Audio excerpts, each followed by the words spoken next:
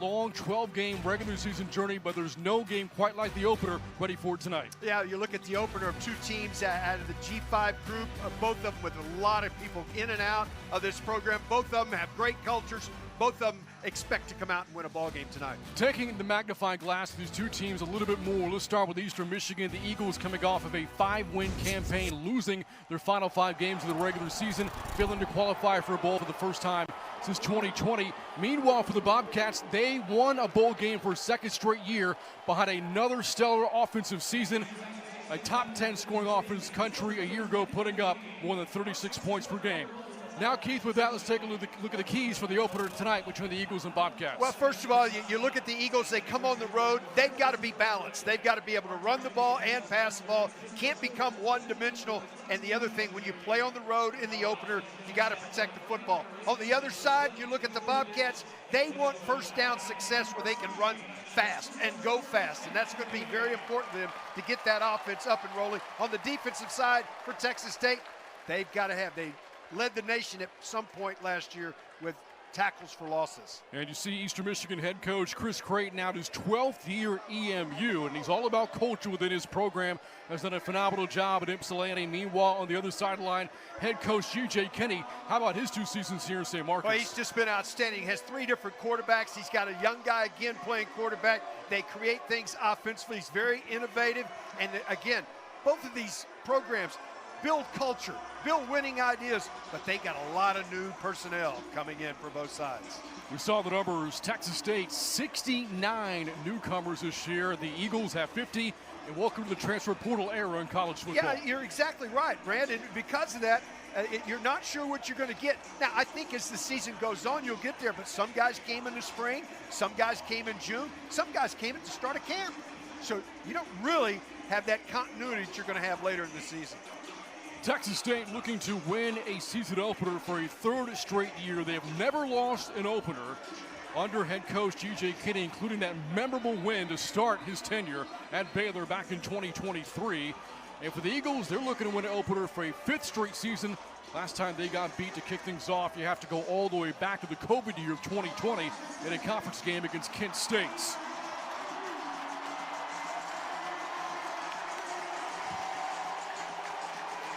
Texas State will get the football to start tonight. Lining things up on the tee to get our season underway is Nathan Diberts for the Eagles. Jalen Jenkins, Lincoln Perry back deep to return the opening kickoff of the year. A little action, a little fun belts, and a great way to kick off a new season of college football. And off we go from UFCU Stadium. And with that, we'll take a look at Texas State's offense at the 25, and getting the opening day start is redshirt freshman quarterback Brad Jackson. Well, Brad Jackson has got some opportunities. Yes, he's a redshirt freshman. He got some few snaps last year, but he's won the job here in camp. And he's won the job by being electric, going to the right spots, doing the little things. He is a guy that can really spin it. Just looking at his career numbers when you come into this, pretty impressive in high school. Spent 3 years in high school in Houston and then finished out his prep career at San Antonio Reagan. Joined Texas State's program early during the bowl practices of the 2023 year, and now getting the opening day start tonight.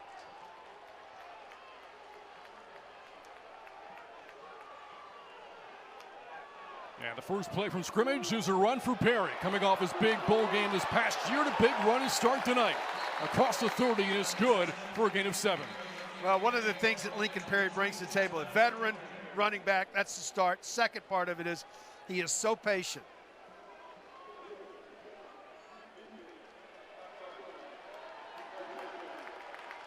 They'll take the first down run off the board. It'll be 1st and 5. Illegal substitution there against Eastern Michigan. Well, it could be 2nd and 3 or 1st and 5, and they're having that discussion right now. If they decline it, it'll be 2nd and 3.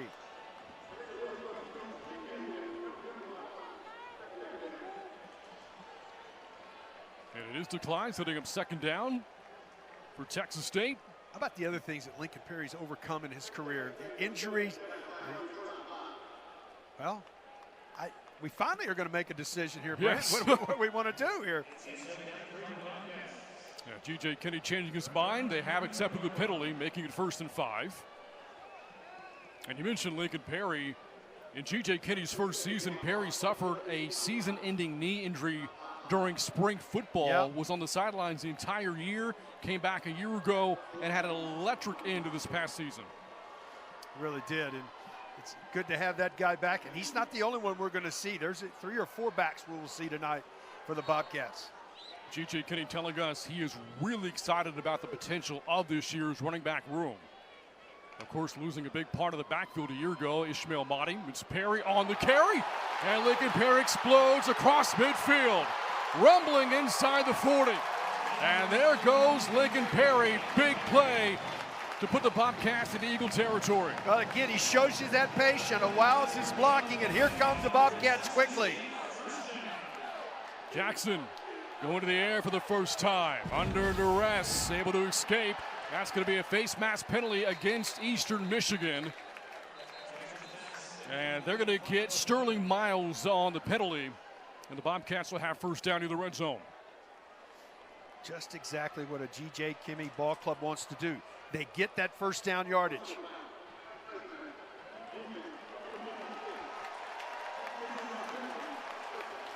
They go quickly, they don't allow your substitutions, they hurry you to the line of scrimmage, and they force you off balance defensively. It's just very difficult to line up and play if they have success on first down.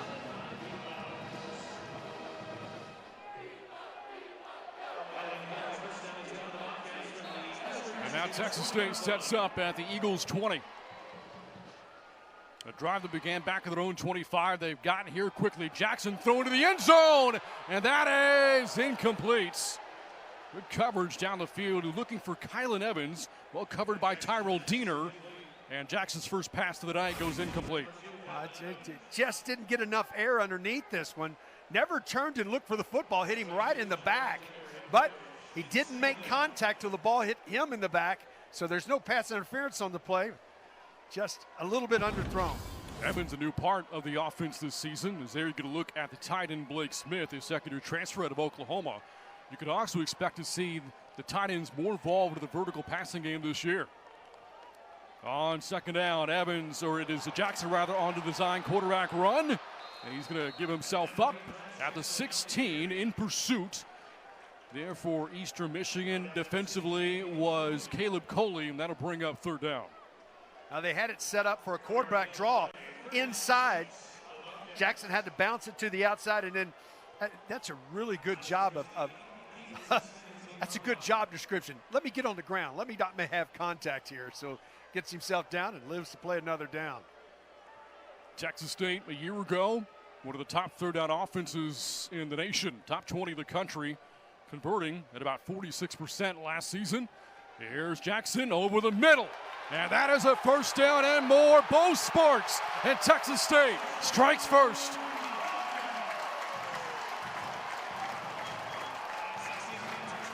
Just an outstanding design as Evans is on the outside. It's a little bit of a delay, and he drags clear from inside, drag from the outside, comes right back across the middle. Jackson finds him.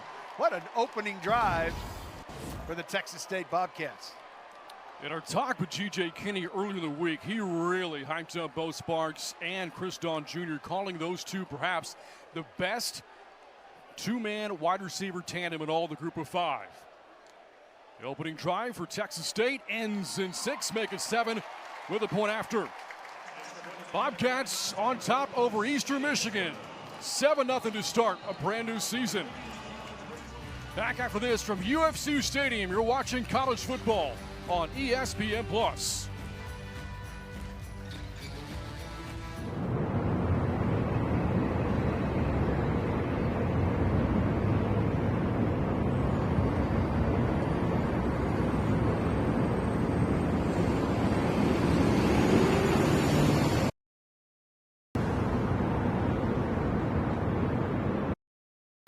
Now the Eagles with their opportunity for their first time to come out offensively and see if they can stay balanced and get something going offensively. Well, I know it's early. We're coming off just the first drive of the year, but perhaps Texas State carrying a trend over from a season ago, that being fast starts. The Bobcats last season outscored their opponents by 99 points in the first quarter. Yeah, they just, those script plays that come off to start the game have worked perfectly over the last year and a half. Here's the kick coming from Michael James as the Eagles get ready to come out on offense for the first time this season. They'll have a new starting quarterback as well this year. And that kick is fair caught inside the 5. That'll take the Eagles out to the 25-yard line. And the new quarterback this year is Noah Kim, the transfer out of Coastal Carolina. Well, you just look at him and you see the games played in his career. He's a young man that it's just his third school. He's got a lot of talent, a lot of different things he can do. He can get vertical with the football. He can really spin it. It's going to be interesting to see here now to come out. He looks up and his team's down 7-0. How can he handle this environment? Replaces Cole Snyder, who was the quarterback of this offense a year ago. Kim also named a team captain coming into the season and ready to take his first snap as an Eagle. After the Bobcats struck on the early touchdown drive, Kim on the rollout, feeling the heat. Throws out of the sidelines and a misfire, but a flag in the secondary. Might be some contact against Texas State, and we'll check the penalty. Nice job of buying time right here. This is going to be a hold. It's not pass interference. It's going to be a defensive hold. It's going to get an automatic first down.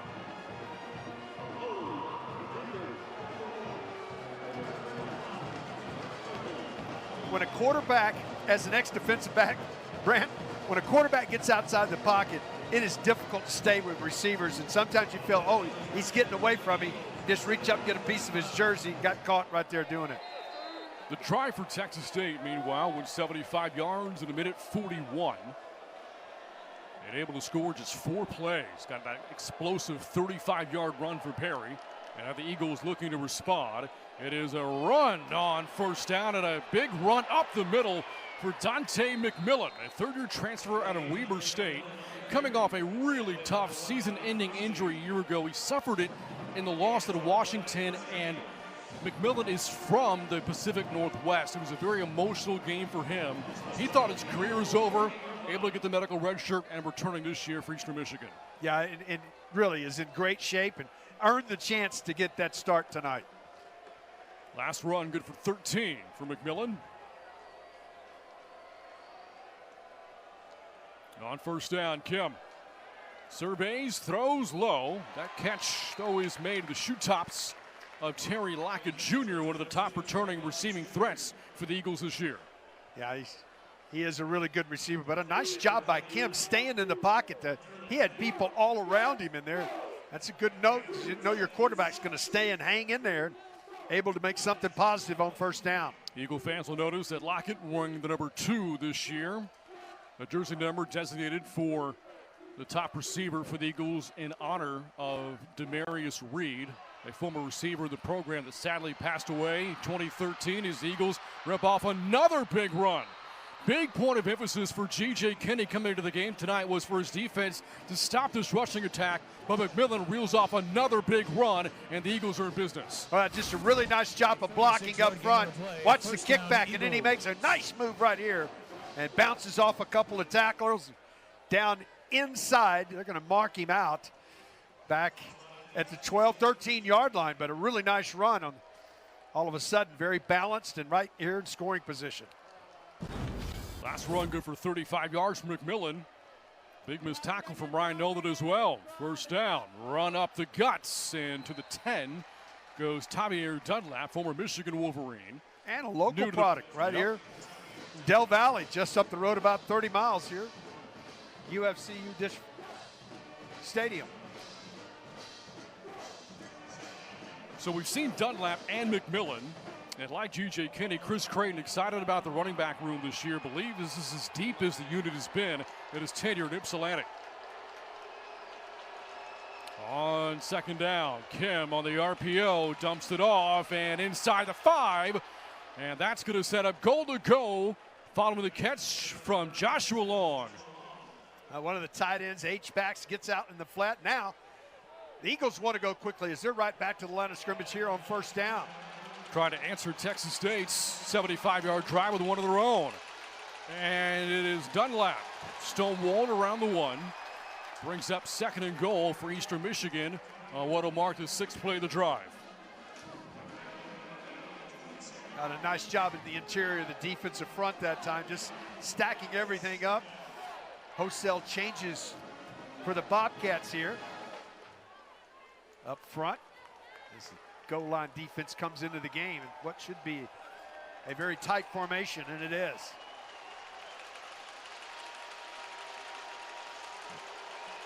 Second and goal. And it is another run, and spinning is McMillan down to the 2. Got tripped up by Bobby Crosby. And now 3rd and goal coming up for Eastern Michigan. How about Crosby that time? Really does a great job of bouncing up in there and making a tackle. A lot of times you don't want to see a safety on a running back, but a nice tackle there. All of a sudden it's 3rd down. Bobcats make a sub on the defensive line. See big Cameron Washington, tip of the scale to the south of 300 pounds, check in for Texas State. 3rd and goal. Kim, hands off, and there's an illegal procedure. Somebody jumped. Yeah, that play never happened. And this might back the Eagles up behind the 5.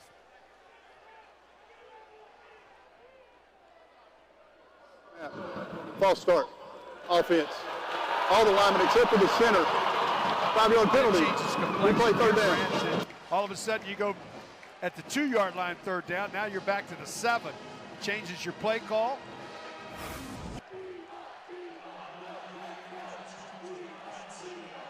Bobcats in man defense right here. The Eagles were one of the more penalized teams in the MAC a year ago. There's some big penalties in this game already. 3rd and goal. Kim, pressured, flushed out, on the run, throws, and that is incomplete. Fired that off his back foot, looking for a target in the back of the end zone, and that brings up 4th down. Yeah, had to go across his body. Brad, and what a stop for the Bobcats, and a lot of that is because of the penalty. There's no question, but looks like the Eagles may have to settle for a field goal attempt, but we've had some offense, haven't we, here in this first 7 minutes of the ball game. But you do credit Dexter McCoyle's defense for bending but not breaking to get a stop in the red zone. Rudy Kessinger, redshirt freshman, making his EMU debut tonight, puts the Eagles on the board. So Texas State opens the night with a touchdown drive. The Eagles answer with a field goal. We step aside from UFCU Stadium. Bobcats on top of Eastern Michigan in a matchup between the Sun Belt and the MAC to open up the 2025 season.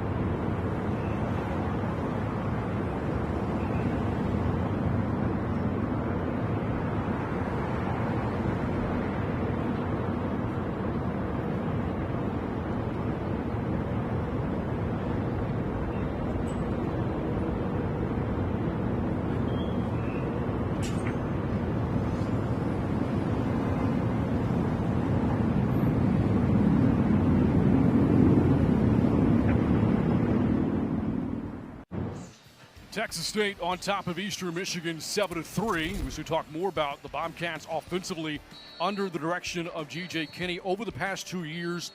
You see where they ranked in G.J. Kinney's first season, 11th in the nation in scoring, 15th in total offense. A year ago within the top 10 of both categories. Yeah, you just look at it. This is a team that's found a way to put points on the board. They do it in a lot of different styles. They want to go quick. It is, I want to call it a West Coast style, but you know, West Coast style still run the football because they're pretty balanced in that as well. It's not just all through the air.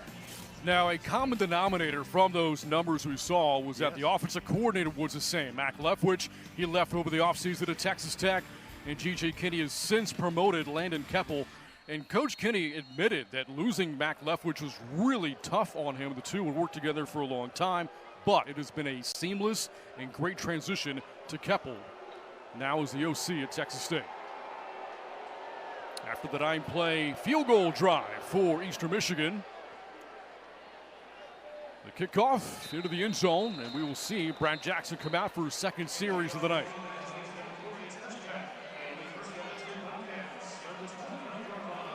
All right, see what adjustments. This is always the most fun. The opening game of the year, offensively, you went down and scored. Or on the defensive side, what adjustments do the Eagles make? Because each defense now will get an opportunity to go out and see and look at some tape, sit on the sideline, see formations, and see what teams are trying to do. See how they adapt to here in this second possession. It is a new-look offense this season. Just 3 returning starters back from last year's team.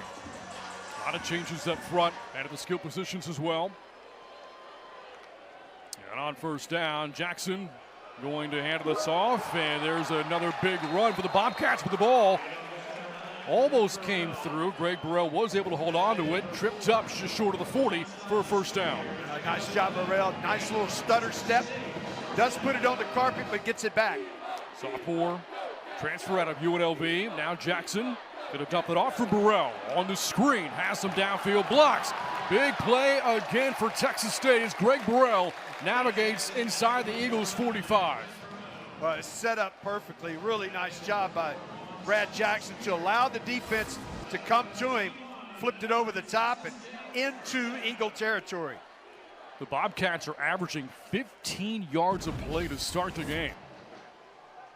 Last one good for 21.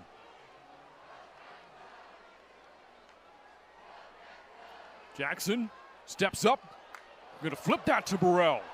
Some improvisation there from Brad Jackson. Well, that's a running play because that was a lateral to the outside. He pitched it backwards and it was a live football, so it'll go as a running play and a positive yards on first down. You probably will see multiple backs in the backfield. Burrell getting this series. Lincoln Perry got the first. Texas State also boasts Torrance Burgess, a returning player, and Jalen Jenkins. On the second down play, Jackson over the middle. Christo on the catch. Into the red zone and down to the Eagles' 15. Really nice job of going up. You know when you go across the middle, and especially when you go up, you're going to pay for it. But boy, he goes up, secures the football, comes down in the red zone. Dawn was one of G.J. Kinney's first signees when he took over as head coach in November of 2022. We've had a wind shift here. Now out of the north with some rain to the north of us now. Fifth play of the drive coming up. Off the play fake. Jackson throws to the end zone. Dawn, the target, a little bit beyond his reach. Double covered as well. And that'll bring up second down. You know, judging a pass as a passer, when you've been throwing into the wind, left to right on your screen, has been into the wind. Now the wind is totally flipped out of the north now, so the wind behind Jackson, and the ball sailed on him just a little.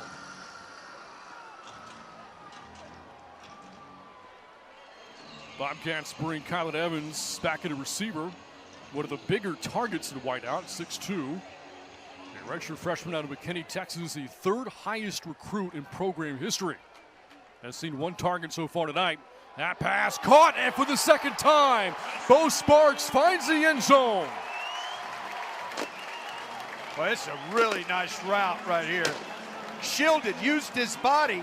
Sparks is not a big guy, Brent, but he does a great job of shielding the defender. Jackson puts it in the perfect spot. Watch him shield The defender from the backside slows down just enough before the safety gets there.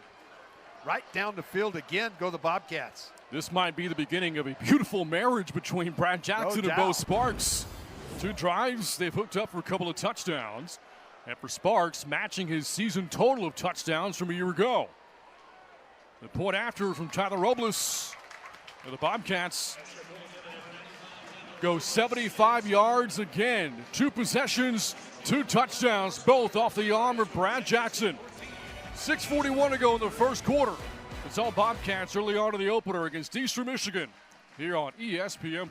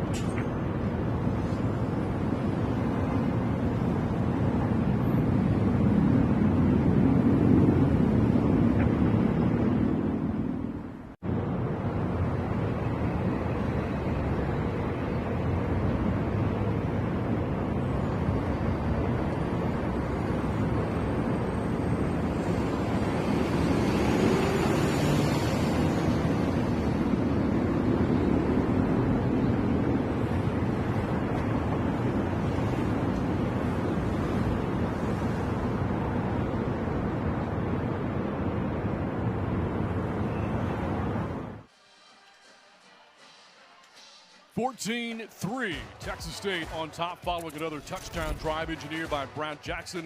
It is a brand new season. With that, Keith, you kind of reflect about what you lost from a year ago, and you look at the Eagles and the lost production, losing their starting quarterback, Cole Snyder, losing their top rusher, one of their top receivers, and also James DeJoncum defensively. Big holes that Chris Creighton had to fill over the offseason. Yeah, he did, and it went a lot of different directions to do that, as you talked about the different personnel of both of these clubs, but well, that's a ton of production, especially on the offensive side, Brant, that you got to replace. See if they can get that done. Now, they had a good opening drive. It stalled because of a penalty. See what happens here on drive 2. Now, the most important part of offseason recruiting when talking to Chris Creighton was finding the right fit into their culture. Yes, that blue-collar type culture. Yeah, you're exactly right. I mean, he talks a whole lot about the fact is we're going to come to work every day. We're going to do our job. Don't try to do more than your job, but you do your job. Come to work every day. And it's finding those right guys. When you have, in this day and age of NIL and transfer portal, it's trying to find those right guys as much as it is about finding players. The third longest tenured coach in the history of Eastern Michigan football looks on with his offense taking the field for the second time. Had a field goal drive last time out. First play of the series for Kim. Back to pass and taking a shot down the field for Lockett. What a catch! Terry Lockett hauls it in near the sideline. That puts the Eagles inside of midfield. Well, that's really good coverage. Great back shoulder throw. And again, this breeze is turned, so he's throwing into the breeze. But how about Lockett seeing it, coming back, gathering in for a big play on first down? Kim able to show off his arm, something he wasn't able to do a lot of at Coastal Carolina. Was not a good fit of the Chanticleer's option-based offense. His reason for wanting to transfer out of Conway, South Carolina, as McMillan bangs his way inside the 40 for 9 more yards. McMillan already over 50 yards rushing in the first quarter. You saw what he wants to do. Did you see him finish right there, Brent? Now that's what you call finishing a run. He looked at it. There was no juke. He just put his shoulder down and said, I'm going to deliver the blow here. I'm not going to accept the blow from the defender. There's an injury stoppage here. A Bobcat defender went down at the back end of that play. It's interesting. You talk about what you feel like you've accomplished in camp. This started at the end of July, 1st of August. You try to get things together. You try to find that personnel, but you really don't know how things are going to turn out until you get into a real football game with the lights on and another color uniform across from you. What I've seen so far is both of these offenses seem to be very comfortable right now. It's going to be what defense can find a way to start making some plays. That's just my first feel for the first half of this first quarter. Got some eyes on Kim along with Cameron Edge, the two of them battling for the starting job in fall camp, both newcomers to the program. Kim from Coastal Carolina and Edge from Maryland. The Bobcat that was slow to get up, Jolation Landry, sophomore that made several big plays for this defense a year ago, limps off. Yeah, he's one of those guys on the end, defensive end, that creates havoc in the backfield. And when you talk to this Texas State program and about the defense, they'll tell you that the strength is the edge rushing between Khalil Alexander, Tymir Jackson, and Jolation Landry. After a gain of 9, 2nd and 1. 2 plays into the drive with the Eagles already inside the Bobcats 40. Off the play fake, Kim. There's the pressure and a flag down, and down goes Kim. There was a tackle on the play, but that's not going to matter. They're going to take the sack. That's one where just didn't have time. Nice job of creating some pressure with a blitz. Got pressure up the middle. Here comes the call. Third down at the dead ball spot. Yeah, that was a corner blitz dialed up by defensive coordinator Dexter McCoyle. This is Jaden Rios on the sack. Timed it perfectly, came off the corner. They had a double move on the outside. If you see a blitz, you go to get out of that. Just didn't see it quick enough. Rios, a first-year transfer out of East Texas A&M. 3rd down and 19. Pass over the middle on a little screen play and just a few yards. That's about all for Eastern Michigan. So a promising drive goes backwards for the Eagles. They'll punt it back to Texas State. Yeah, negative plays. We talked about how many that the Bobcats created in 2024. Well, they've started the season with 2 big negative plays here that have stopped drives for the Eagles already.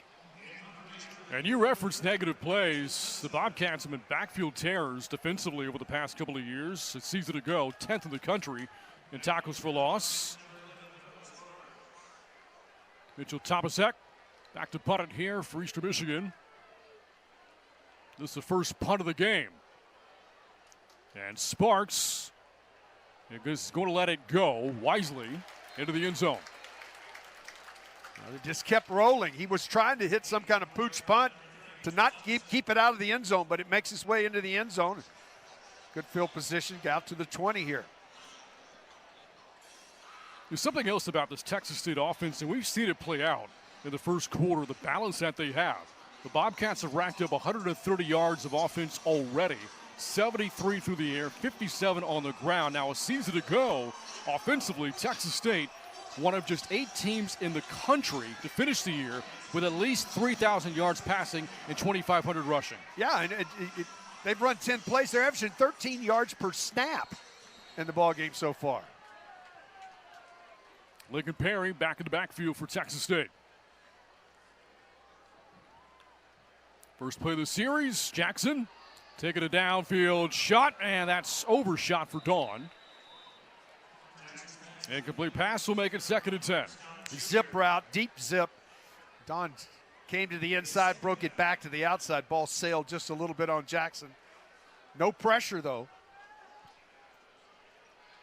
Spoke about it at the broadcast open. Texas State coming off an 8-win season, their 2nd straight. That has not been accomplished for this program in more than 40 years. You have to go all the way back to the Division II days in the early 80s.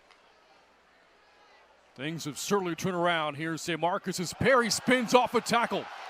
Lincoln Perry rips off another big run across the 35-yard line for a 1st down. He's got such great balance, and I love the way he covers up the football. He had both hands on it, wasn't going to get it knocked out for the 1st down. Very up offense for the Bobcats. Off the play fake, Jackson wanted to go underneath and now cuts his losses, and that's something that you don't see a lot for redshirt freshman quarterback. Cut his losses, absolutely. They took away what he was going to on an RPO. Said, I got nowhere to go with it. Let me get it out of my hands and out of bounds. Lived to play another down. Just that big run from Lincoln Perry. That was good for 17 yards. And now 2nd and 10 for Jackson to the offense. Jackson well protected, has Dawn on the slants. And Dawn down to the 46, picks up 9. And how about the way this offensive line is playing to start the night? Oh, they've been outstanding. He has had no pressure, able to step into it. And these guys haven't played a lot of snaps together. This is a rebuilt offensive front, no question, for the Bobcats. 3rd down, 2 to go. It's Perry, and he's got the 1st down. Hard-nosed run to midfield. And the Bobcats are back in Eagles territory where they've been all night. Yeah, and they want to go hurry up right now.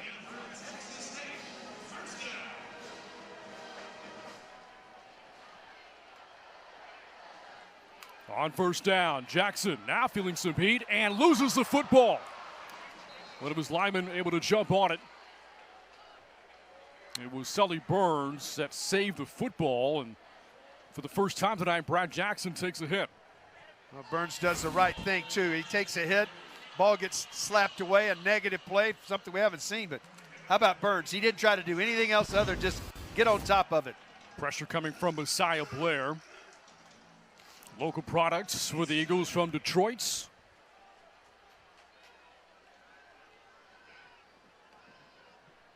After the loss of 9, Jackson steps up and got tripped up back at the line of scrimmage.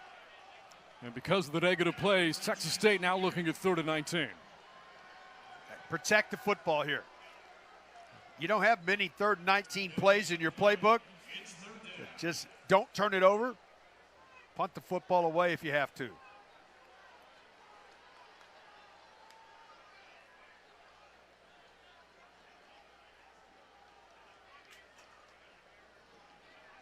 Conservative play on the run for Burrell. And Burrell able to get some yards back inside of midfield. And with 2.5 to go, Texas State now faced with 4th down. Yeah, it'll be interesting. The offense is staying on the field right now. See what happens. I think they're going to punt it away here. And we will see the punt unit come on. We'll get our first look tonight at David Nunez, a senior for Texas State. He is the only player on the roster remaining from the last time these two met in 2021, and he was just recently put on scholarship. Surprised with the scholarship during fall camp just a few weeks ago. And gets the punt away. And that will sail into the end zone. And the Eagles will operate from the 20 with under 2 minutes to go in the 1st quarter and trailing 14-3. Yeah, I think when he was out working before the game, I watched the punters and the kickers all the time. He was punting into the wind this direction. Well, it's not the case right now because it is really howling out of the north, and it is affecting anything left or right on your screen. Now comes Noah Kim and the Eastern Michigan offense. Again, Kim was at Coastal Carolina last year, 7 games for the Chanticleers. Then prior to that was at Michigan State.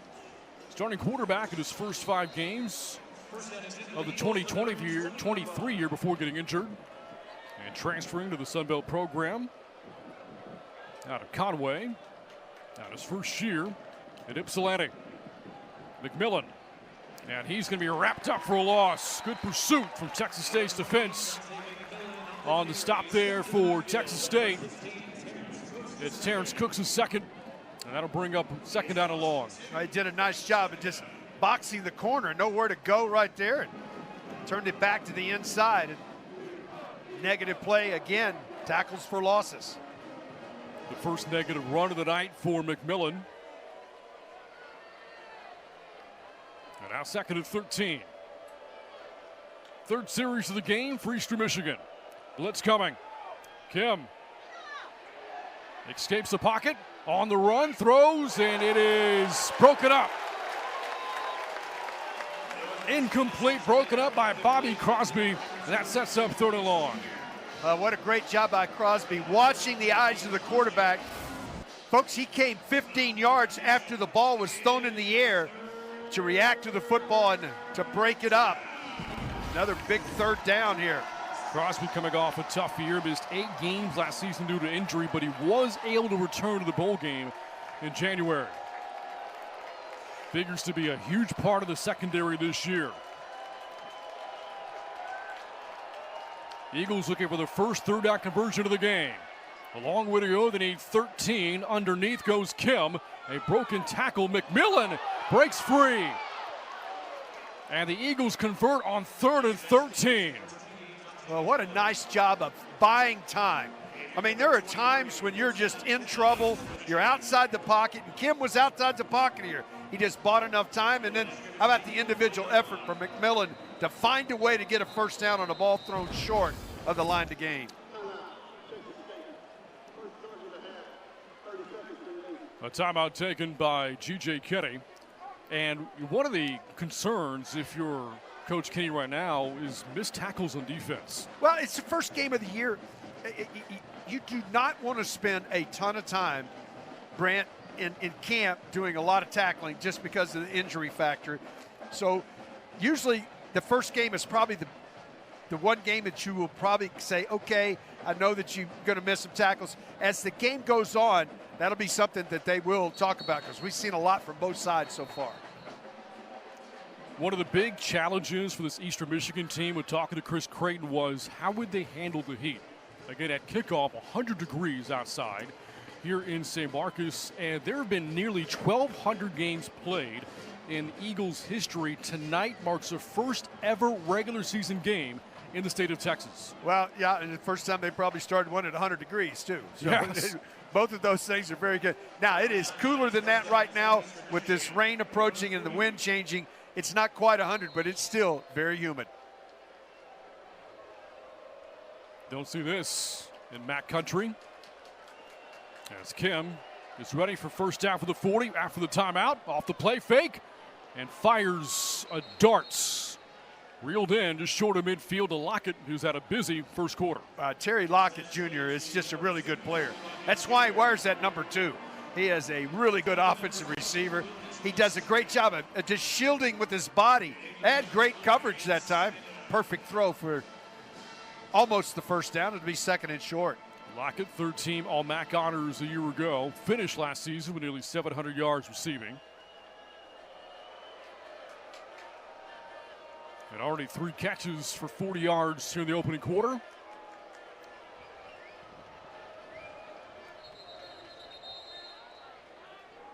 And now Eastern Michigan calls for time. They didn't like something. 2 seconds to go in the half. I mean, the quarter, you would think, just go down and just say stop. But the ball was about to be snapped, so they had to use a timeout. So the timeout taken by Chris Creighton. One of 20 coaches in MAC history to win 50 or more games at a conference school. And he's taken the Eagles to a bowl 5 times over the last 7 seasons. Yeah, he's got the great demeanor. I love talking to him this week. You spend time with him. It makes you feel like, hey, we're going to get our lunch pail. We're going to get up. We're going to go to work. We're going to do what we need to do to try to win football games. It's a community and not about an individual sport. And football is a community sport. Everybody's got to be involved in. Boy, his culture is he's really turned the corner. Each and every year, his football teams come out, and it's a tough to beat them. Out of the timeout, time for one more play in the first quarter.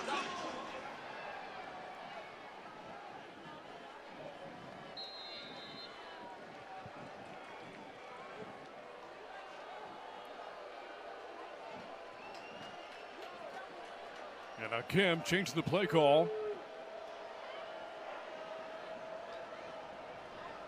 And this is a run, and spinning out of a tackle is Dunlap. Takes off inside the 40, still rumbling.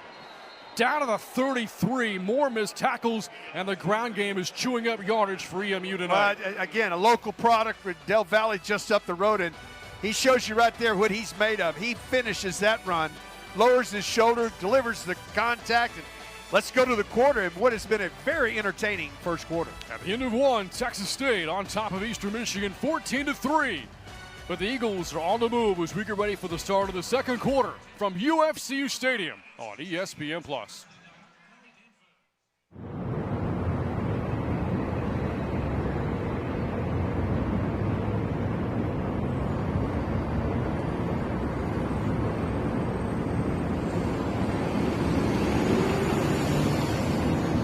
Spur tripped up right around the line of scrimmage. That'll bring up 2nd and 10.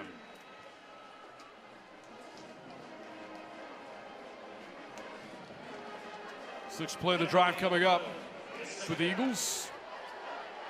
Solid first quarter numbers for Noah Kim, 6 of 8, 78 yards, but more impressive has been the Eastern Michigan ground game, averaging close to 6 yards per carry.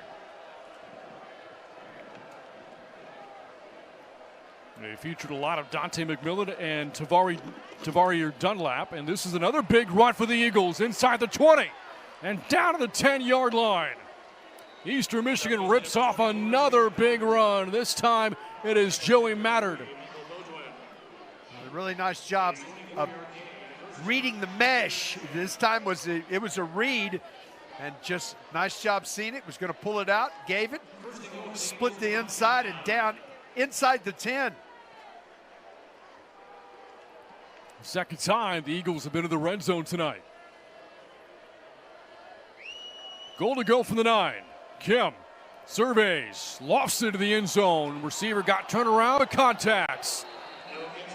The call will come against Jaden Rios as Kim was looking for Terry Lockett, and this will inch Eastern Michigan closer to the goal line. Well, Lockett tried to reverse to find the football and reached up and just grabbed him.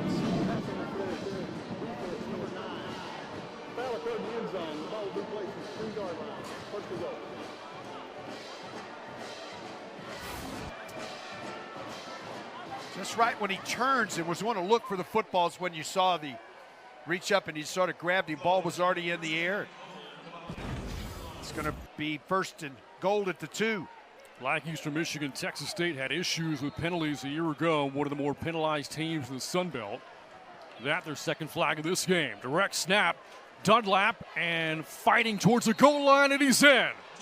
Tavares Dunlap in his first game as an Eagle into the end zone, and Eastern Michigan has cut into Texas State's lead. They withstood the first quarter, and really nice job getting a stop and then taking it right down the field and putting it in the end zone. Very balanced between the pass and the run on that drive. 20 plays for 160 yards of offense so far. Now the point after coming up here for Eastern Michigan. For Dunlap, did not play much in his 4 years in Ann Arbor, just 22 carries in 4 seasons as a Wolverine. Figures to get a lot more opportunities with Eastern Michigan. Already 4 carries in this game. Last one going in for 6. Eastern Michigan with an 8-play, 80-yard drive and into the end zone for the first time tonight. 13 minutes to go until halftime. Bobcats on top by 4.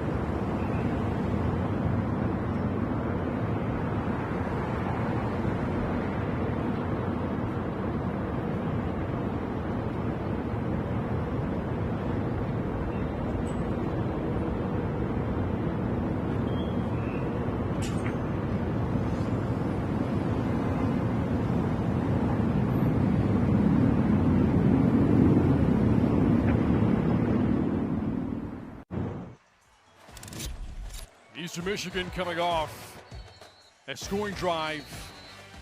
8 plays, 80 yards. This play on 3rd and 13. McMillan keeping the drive alive. And then later that big run up the gut from Mattard. And that set up the touchdown for Dunlap. Hey, it's a direct snap. Dunlap finishes off. But that 3rd down conversion, great highlight, guys. That was the whole drive. Looked like they had them stopped 3rd and long and found a way to get the 1st down and continue the drive. It leads to a touchdown. Following Eastern Michigan's first touchdown drive of the season, we'll see the kickoff here from Deiberts. He's got a strong leg with this wind behind him. Doubt that we'll see a return unless he has a miss hit.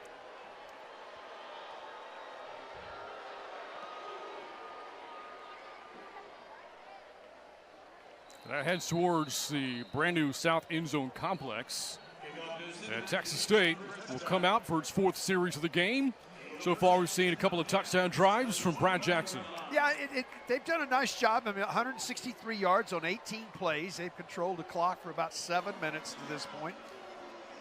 They want to, gets their offense going is they want to get you tired and not let you substitute. So they'll stay with their guys. If they have success on 1st down, that allows them to get to hurry up. And they get in hurry-ups usually when they come away with points. Coach Kenny noting just how explosive the offense was during fall camp, and so far through 1 quarter of play, Texas State averaging more than 9 yards a play. Jackson on 1st down for the tight end Smith, and Blake Smith takes it across the 30. Good for 8 on 1st down. Yeah, offensive line hustling up, getting right there, and they'll come right back and snap it here. Smith missed all of last year due to injury. In his 2nd year from Oklahoma, direct snap to Lincoln Perry, and fights for the 1st down.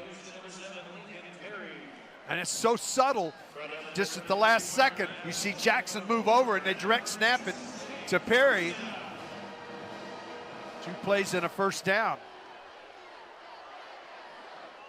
So far, 4 carries in the game for Perry for 59 yards. Again, he ended the season on a tear. 8 rushing touchdowns last season. 5 came in the final 4 games, and of course 2 in his memorable bowl performance in Dallas.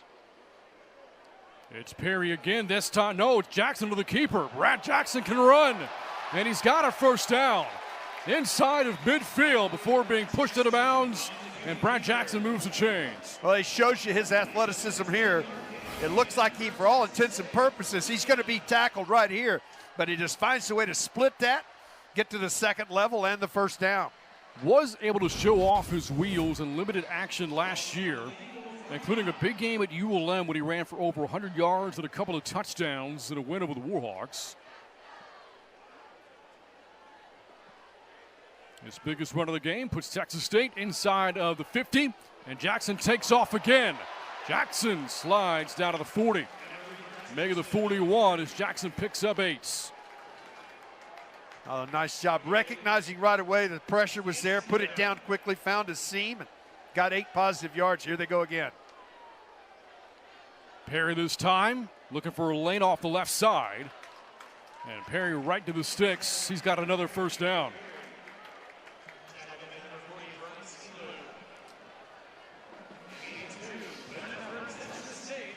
Sixth play of the drive coming up for the Bobcats. So far, 4 of the first 5 have kept the ball on the ground as Perry gets a breather.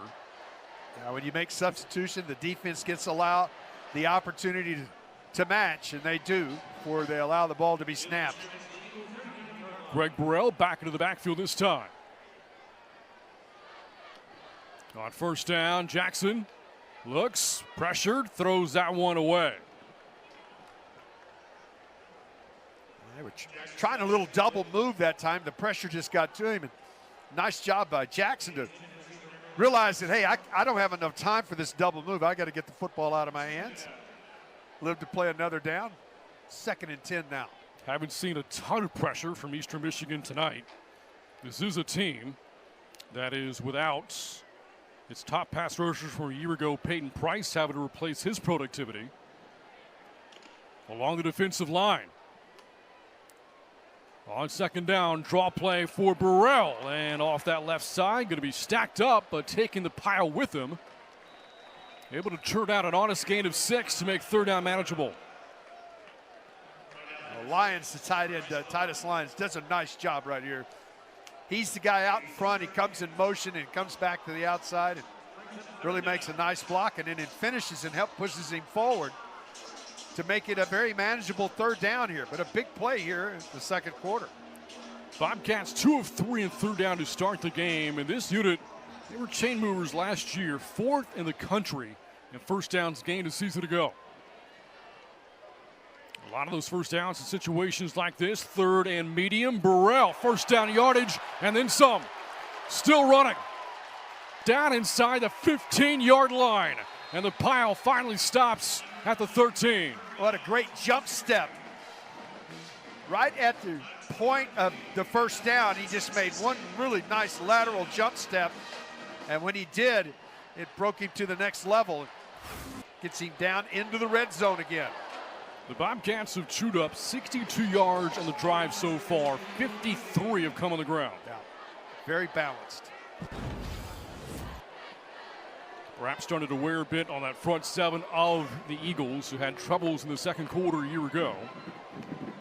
In the red zone, Jackson to the end zone, drops just off the hands of the receiver, Dawn. And that'll bring up 2nd and 10. Well, back shoulder throw to the outside. A lot of contact going on. Just turned and didn't get his hands quite up where he could secure the football. That was a perfect throw, though, from Jackson. Had it right there. His guy, the only guy that had a shot at it. Just the second pass of the series for Brad Jackson. Lincoln Perry with the backfield here on 2nd down. As Don runs in motion. Looking his way in the screen, and Don breaks free inside the 10 and down to the 6 to bring up third down. Well, it's a well-designed play. Put him in motion, bring him from the inside back to the outside. It makes the defense make a move and then set up the screen, and a really nice move to the inside. And with a change, now host allow the defense to make changes as well. Big, big play here. Difference, 4-point swing right here. A package of new defenders on the field for Eastern Michigan looking for a stop on third down. They've struggled to get off the field all night. Jackson to the end zone, and that is broken up. Looking for Evans. And a great defensive play made by the secondary, Bryce Llewellyn, the one that broke it up. That sets up fourth down. Well, he did make an outstanding play in press coverage on the outside. It's going to lead to a field goal attempt. But a really nice play. Bend and don't break. The defense found a way to get a stop and force a field goal attempt. Llewellyn, solid defender. In his second year with this Eagle program from Charleston Southern. Bobcats kicking in, having to replace the great Mason Shipley. Transferred to Texas over the offseason. It is Robles. And for the field goal. And connects to put the Bobcats on top 17-10, ending an 11-play drive. Going 68 yards, the Bobcats strike again. It's 17-10. Texas State over Eastern Michigan.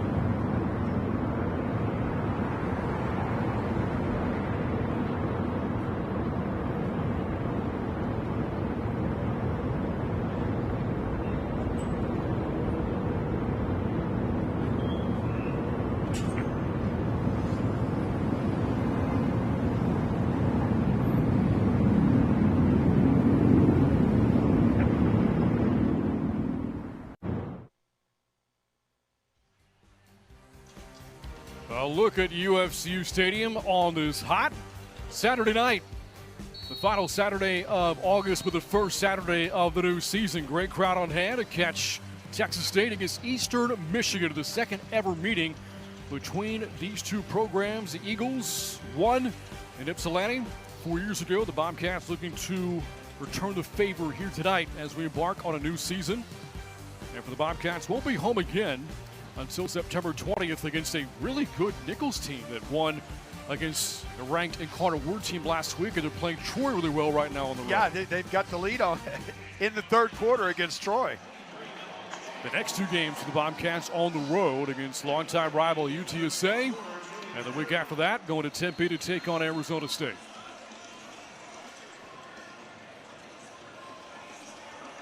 Michael James with the kickoff.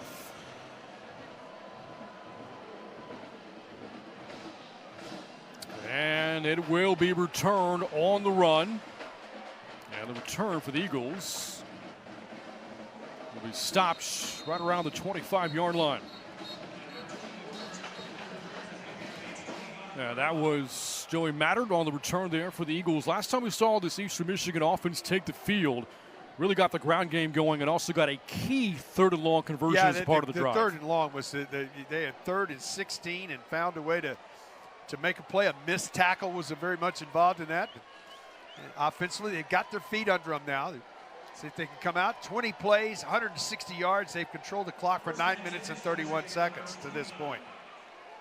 That offensive line for the Eagles has been opening up a lot of holes. They protected Noah Kim really well. It's a unit that's very athletic, anchored by veteran center Mickey Revelinski, one of the team captains for Eastern Michigan this season. And he'll snap the ball to Kim on first down. Steps up, dumps it off over the middle. McMillan got spilled over, short of the 30-yard line after a gain of 3. Really nice tackle in the open field. That's one of the things difficult to do. You got that guy one-on-one. He's got a head of steam. McMillan has been tough to bring down. McMillan has been playing college football for a long time. His career started pre-COVID, his first season at 2019 at Weber State. And out his third year at Eastern Michigan. 2nd and 7. Here is McMillan across the 30. And that'll set up a 3rd and manageable for Eastern Michigan. A little counter. Back to the weak side. Bobcats defensive front stayed home. Not a lot of room right there.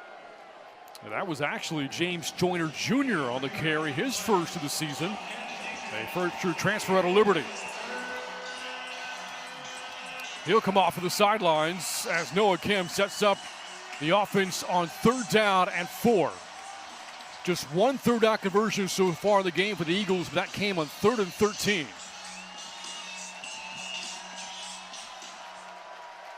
Empty backfield. Kim steps up, fires, and to the turf. That is incomplete. A low throw. And with that, Eastern Michigan's offense goes 3 and out. But there is a penalty back at the 30-yard line. Yeah, there is a penalty at the 30-yard line. I'm not sure what that penalty is. Looks like the punting team's coming on the field. It's against the offense. The penalty was an illegal substitution charged to the Eagles. And we mentioned the season splits again. The first half of the year, Eastern Michigan really good. The back half, they struggled. Over the final 7 games of last season, Eastern Michigan had 33 3-and-outs. A 3-and-out here brings out the punter. Mitchell Tomasek, 2-time first-team All-MAC punter, has the highest punting average in team history. A career average of more than 44 yards of punt and punting for the second time tonight. And back to return Bo Sparks, who can be electric as a returner. They got to take their final timeout. Now they actually have 1 left now. Take a timeout. Play clock was going down, and coming from the sidelines, they couldn't get lined up. It'll be a 30-second timeout. Interesting, we haven't seen many 3-and-outs by either one of these offenses, and the defense for Texas State comes up with a 3-and-out right there. And we will step aside. A little more than 7 minutes to go until halftime. Texas State on top of the opener over Eastern Michigan. You're watching opening night college football on ESPN.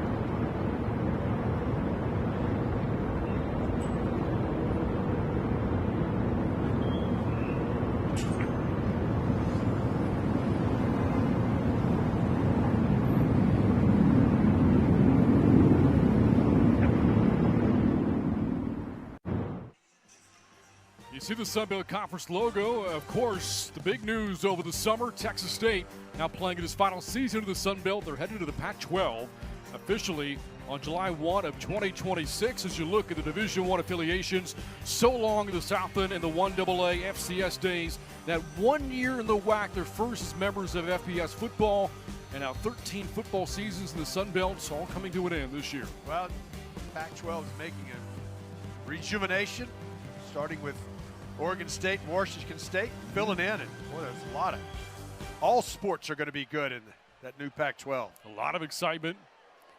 Fresno State, Colorado State, as we see Bo Sparks backpedaling and retreats to the 6 to return.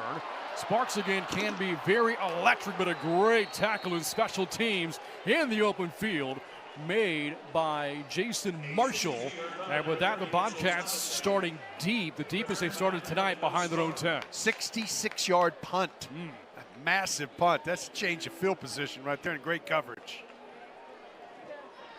Boise State, San Diego State as well. And then you look at basketball and the addition of Gonzaga, and baseball is added Dallas Baptist as well. Yeah, it's all the sports are going to be very competitive. Exciting times. Here's San Marcos getting ready for the Pac-12 move. 3 different time zones.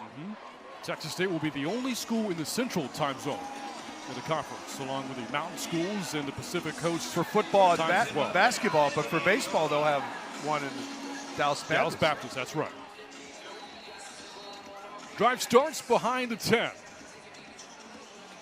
But a solid night so far, and Brad Jackson getting his first career start. A couple of touchdown passes in the first quarter, both to Bo Sparks. It's Lincoln Perry, has a seam. Lincoln Perry breaks a tackle. There he goes. One man to beat. Perry forced out of bounds into Eagle territory, the 35-yard line. Well, he's so explosive at the line of scrimmage and breaks through that tackle and does a great job. And if he doesn't stumble, well, it was a tackle that almost got him on the ground. If he doesn't stumble, he had a great chance to take this to the house. So great blocking up front. Just a great job of getting a piece of him right there, and then great hustle. It's about hustling, making sure that you don't allow a guy to get into the end zone and bring him down, but an excellent run. 288 yards now of total offense for Texas State. That a 57-yard run for Perry, already over 100 yards for the game. Here is Burrell. A flag comes in near the line of scrimmage. This might be a hold against Texas State. Now right at the point of attack, reaches out, tried to get a jersey. 5-yard penalty. Replay first down. It's going to back them up 10. And for the Bobcats, their third penalty of the game. Makes it now 1st and 20 from the Eastern Michigan 45. Following the penalty, first down and 20 at the Eagle 45. Looked like Dorian Strong was the one that got his hand Outside those pads. on Donovan Green. And with that, 1st and long now. Jackson keeps it himself. Jackson gives himself up just short of the 40. Short gain, and it's 2nd and long. That's a good read on the zone read. He saw the defender coming quickly, pulled it out, took it to the outside, and again, making sure he gets to the ground and not taking a blow. Make it 2nd down.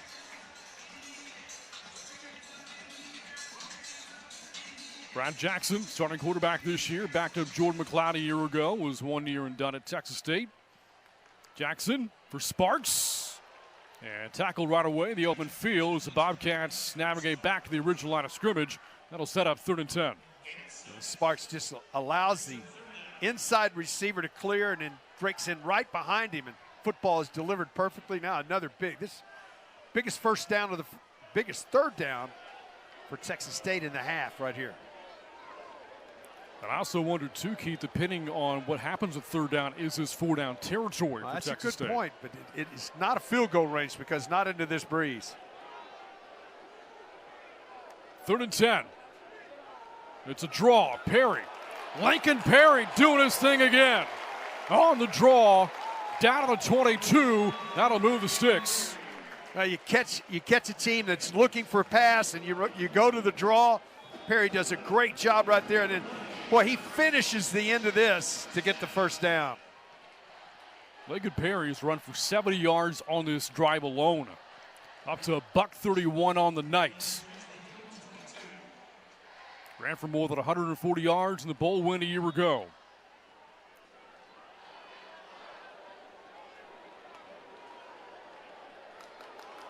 Perry again. Perry. Lincoln Perry. All the way to the goal line for the touchdown.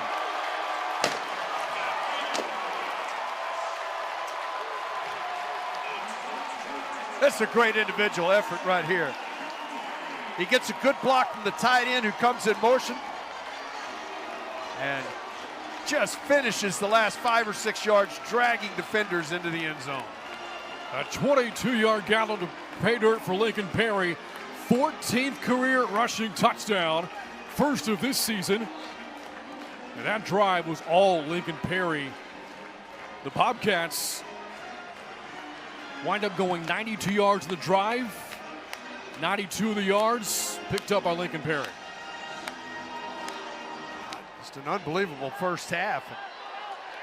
Got to give a lot of credit. Perry's done an outstanding job, Brent, but how about this offensive line? Started to put back together. It's a new group together. Well, they've done an outstanding job. If this stands up, and I believe it will stand up for the touchdown, 333 yards of offense in the first half for Texas State. And they are reviewing the play to make sure that Perry crossed the plane before his knee went down.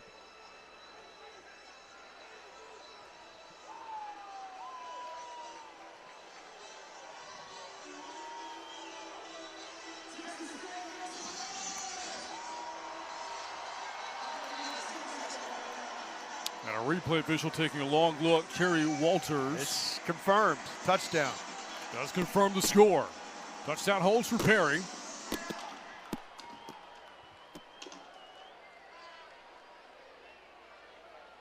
A 5-play, 92-yard drive. All Lincoln Perry. Movement on that right side of the PAT unit. This will back Texas State up. False start. Offense, number 53. 5-yard penalty, untimed down.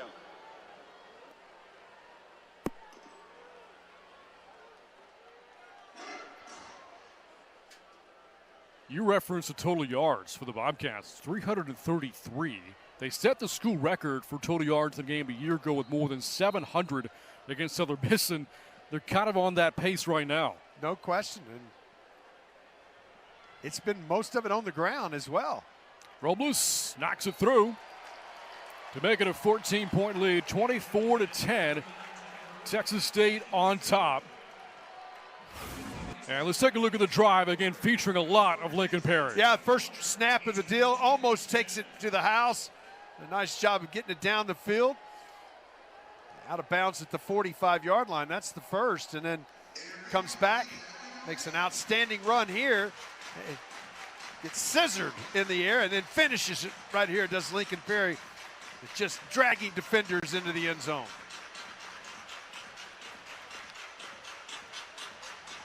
And how about the end zone celebration as well for Lincoln Perry? He almost balanced it there on his helmet. I mean, it wasn't like it would roll right over. No. He was up there straight up and down, but you were making the point. 231 yards on the ground here in the first half for Texas State, and most of that Lincoln Perry. And you do the football math there, 19 carries. Texas State is averaging more than 12 yards a carry on the ground. Perry himself is averaging 19.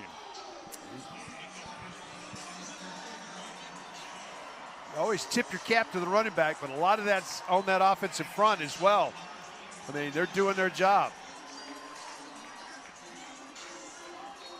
After the touchdown drive, Michael James will kick back off to the Eagles.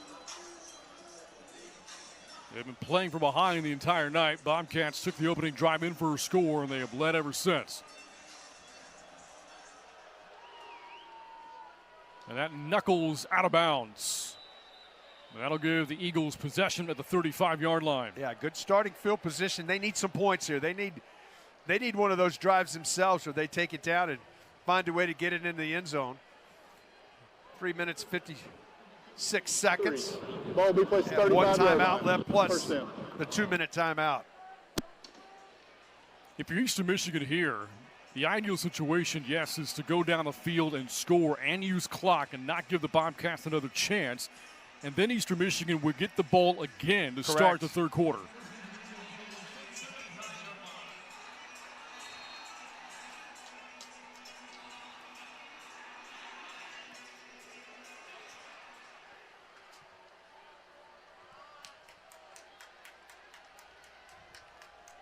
First play of this series, receiver sweep. Prosper finds the edge and forced out just short of the 20-yard line. And that'll bring up 2nd down and 7. Nice job. It looked like he was going to get the corner turn, Brant, and just couldn't get it done. It does get positive yardage, but couldn't get the corner and get north and south. Got forced out by Traylon Payne, second-year transfer out of Houston, part of this Texas State linebacking core. After 4-yard gain, to the ground go the Eagles again. McMillan to the sidelines. As we approach 3 minutes to go, 3rd down and short coming up for Eastern Michigan. McMillan's really finished his runs tonight. He does not go down easily.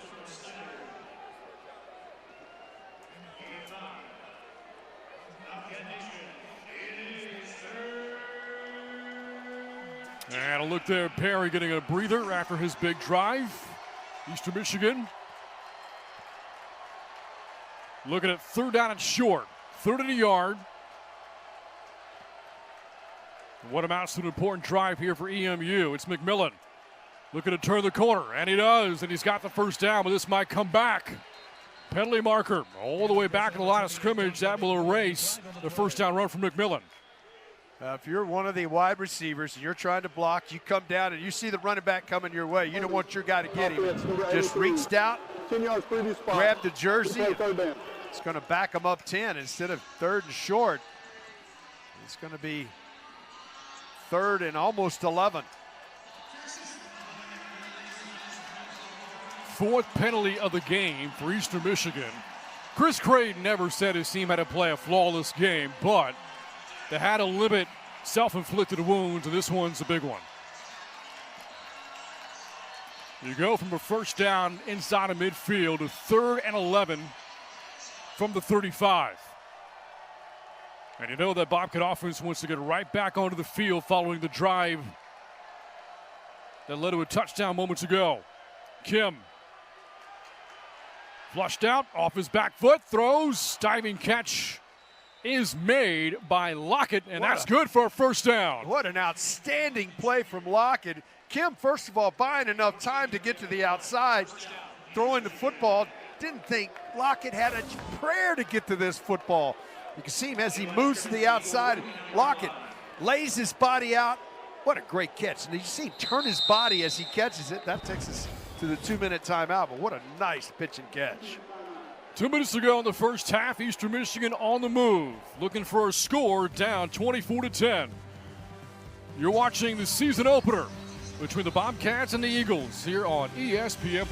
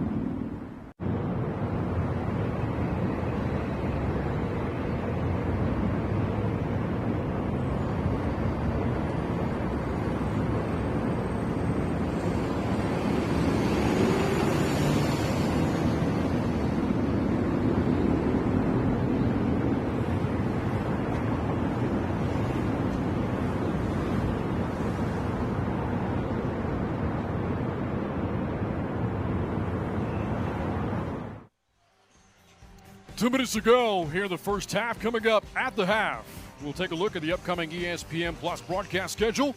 Also talk a lot about the Sun Belt Conference, the preseason honorees, and the preseason poll, along with the first half highlights and stats here from UFCU Stadium.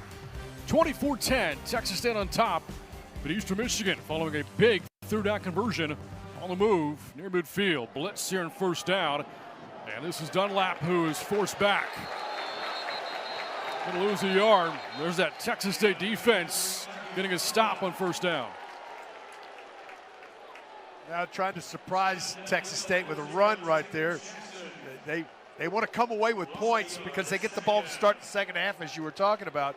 So you don't want to leave any time on the clock, but they're going to have to put it in the air here on second and long. And look at Tymeer Jackson, senior out of Woodbury, New Jersey. Second year with the program. Didn't see a lot of action a year ago, but figures to be a big part of the defensive front this season. Second down and 11. Kim over the middle on the little crossing route. Crosby with the tackle on the catch made by Porter Rooks. That'll bring up third down as we approach a minute to go. Right back to the line of scrimmage here, trying to go in a hurry.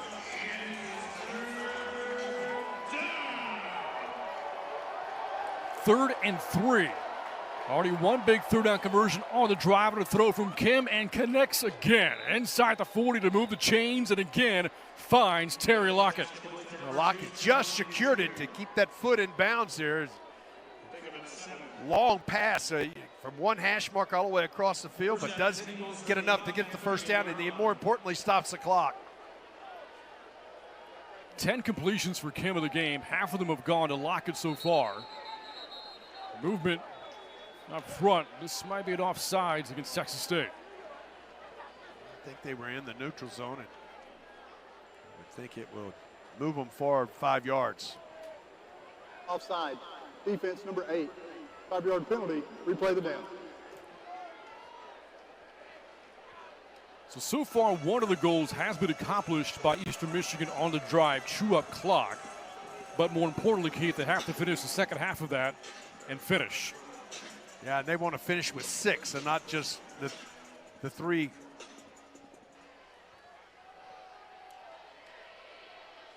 One timeout left for Eastern Michigan with under a minute to go. A lot of finger pointing both ways. I think this is going to be illegal procedure.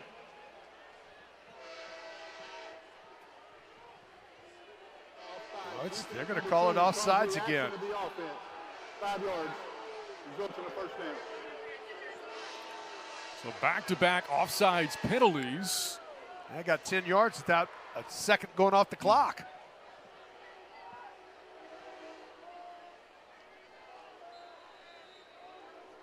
That'll place the ball to 28. 7 play the drive coming up. 2 big penalties, 2 big third down throws for Noah Kim so far.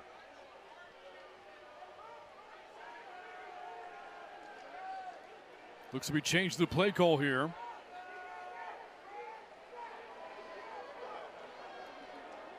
And just got the snap off in time. Kim, well protected, dumps it off over the middle. Short pickup. Brooks on the catch. Brings up second down with 35 seconds left. The Eagles now the hurry up. Pass to the sidelines and out of bounds. Goes to tight end Long. That'll stop the clock with 26 seconds left and bring up third down. Well, nice job by Kim that time. Realized, I need some yardage, but also need to stop the clock. So got it out of his hands in a hurry on a quick out.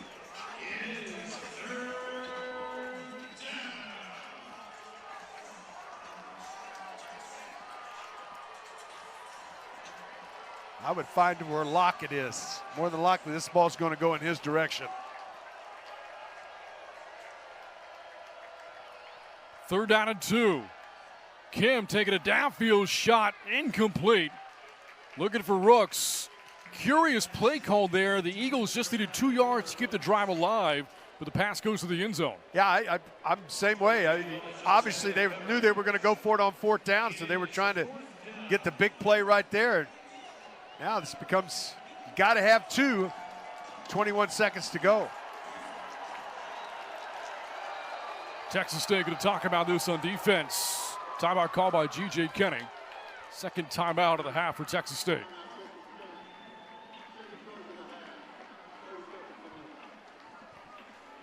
All right, you got 2 ways to look at this. I mean, obviously you have a timeout.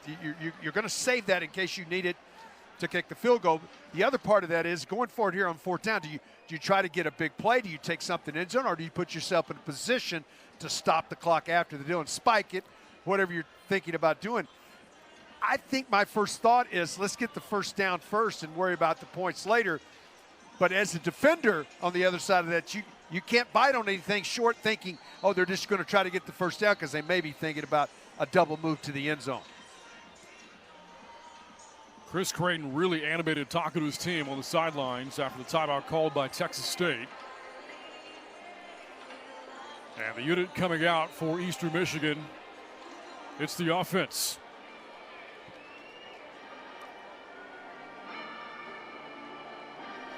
Yeah, you have a lot of guys coming from different directions when you have today's transfer portal.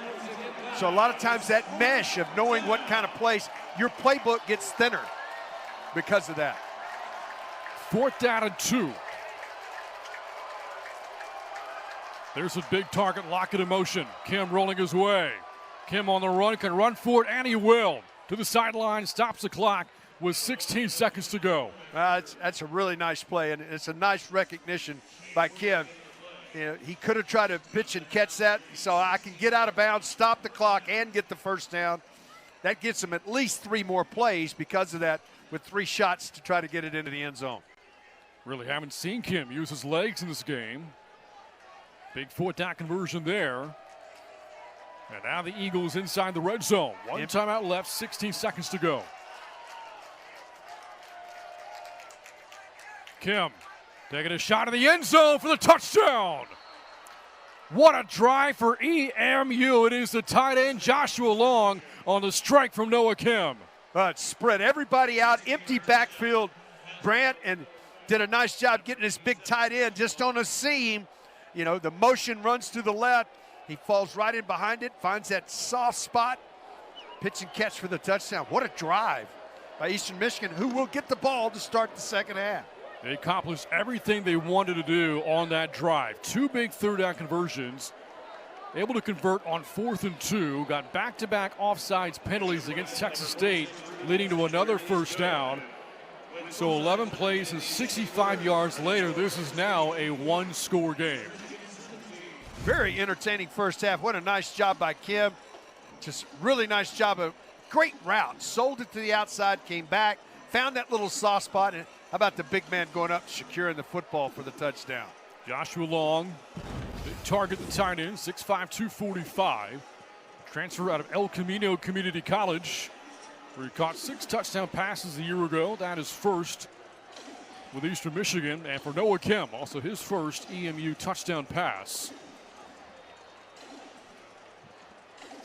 And this is a 24-17 game with 12 seconds to go. And the momentum will be on the Eagles' side when we get ready for the start of the second half. Well, 565 yards of offense by both of these teams here in the first half. It has gone up and down the field, to say the least. No turnovers for either team. Ball security always paramount. Time of possession is almost just even. It has been a clean offensive game, but a lot left to be desired from the 2 defenses.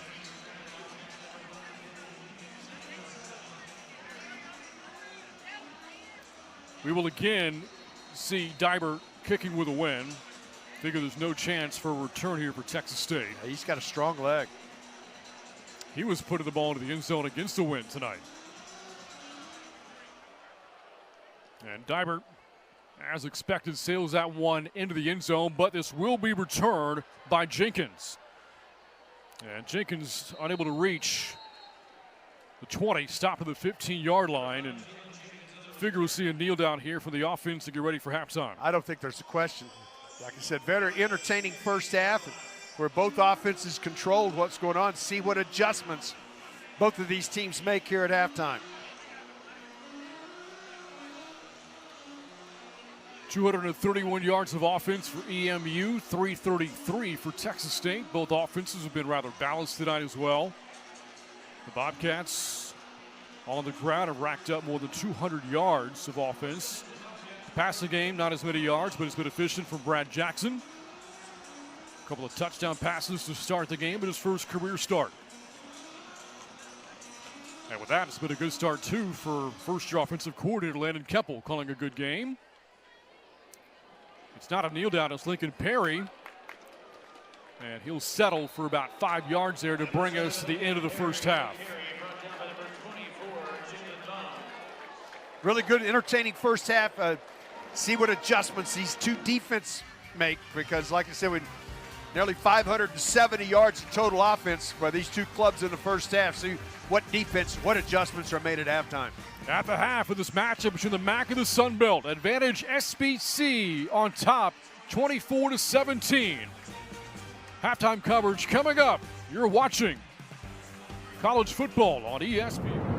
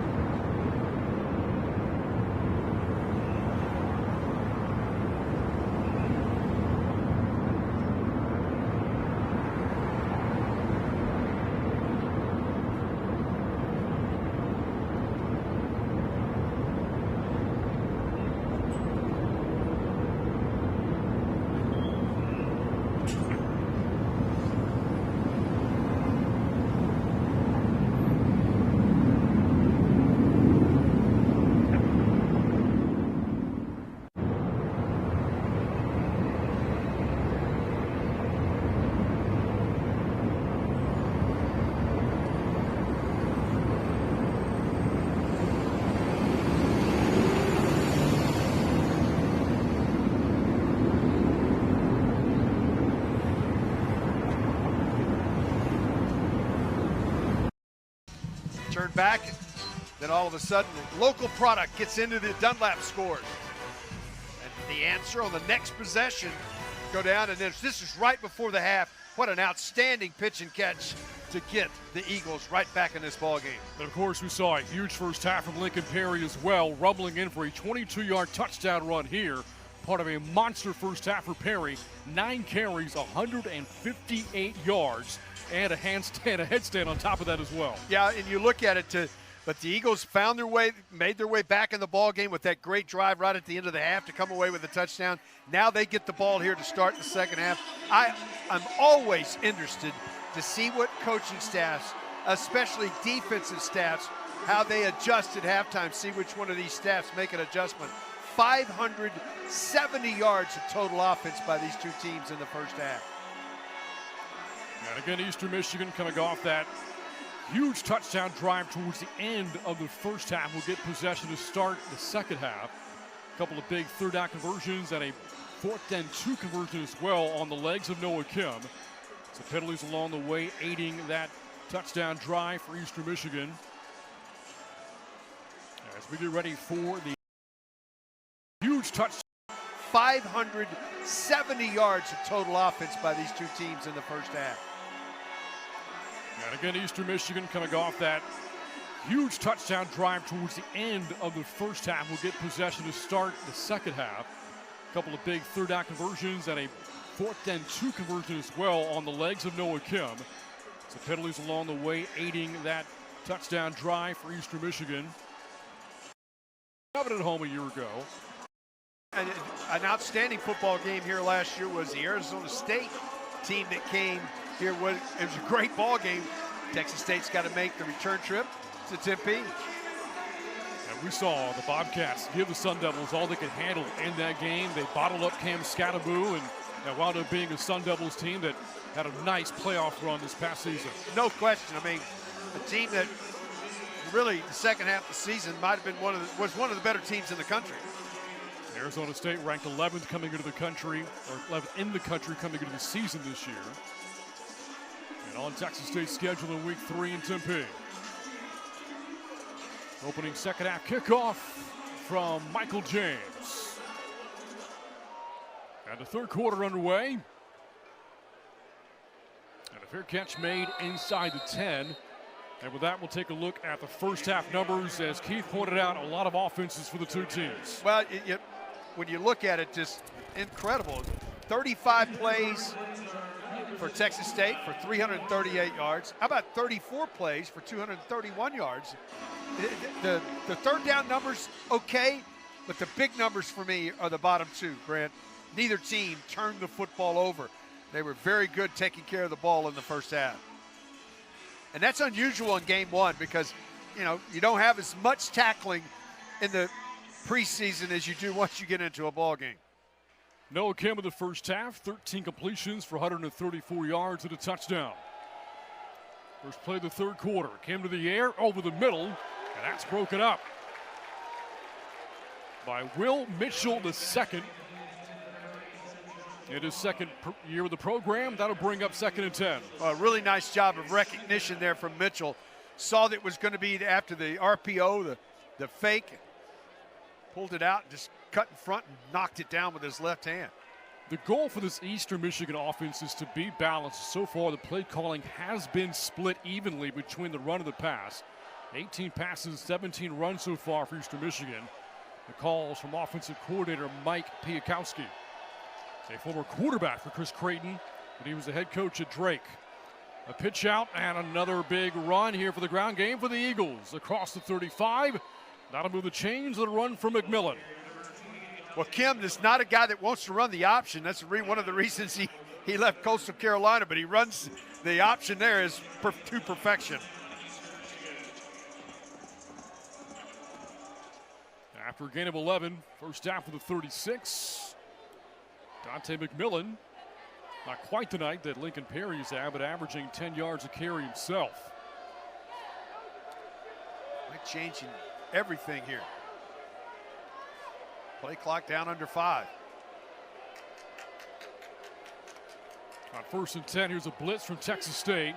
Offensive line picks it up, and the pass Sales incomplete, looking for Rooks. That'll bring up 2nd and 10. Ryan Nolan on coverage for Texas State. Yeah, but that was all about pressure that time. Kim had to stay in that pocket. They had great pressure from all sides. Really couldn't step in and deliver the football. So good push up front. Now it'll be 2nd and 10. Ryan Nolan, one of the 2 defensive captains for Texas State, was the Bobcats' second leading tackler a year ago. Now 2nd and 10. It's a run, and it is Dunlap who gets chopped down. It's Rios making another play. That's twice now Rios has come from his corner spot to make a play around or behind the line of scrimmage. Well, he's done a nice job. That's a little counter. And a dime package comes into the game for Texas State as they bring some extra defensive backs onto the field here. 3rd and long here on this first possession. So far, Noah Kim been rather fearless on 3rd downs in the game. A couple of big conversions in the first half, including 3rd and 13 and another 3rd and 10. This 3rd and 11.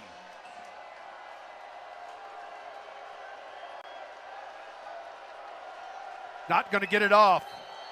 Play clock winds down to 0. And the Eagles did not get the timeout in time.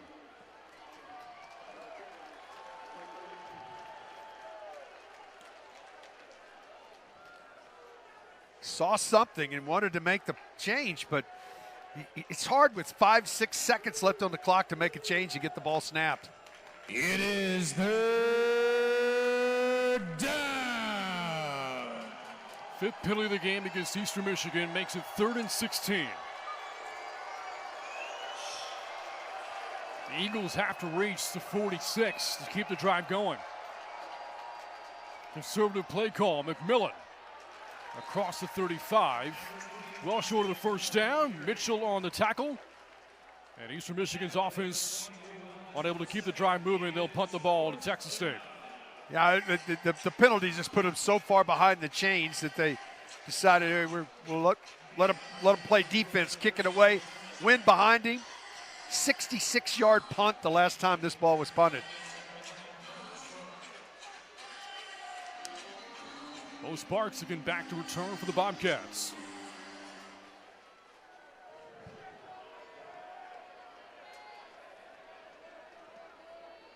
And here's a punt from Tabasek.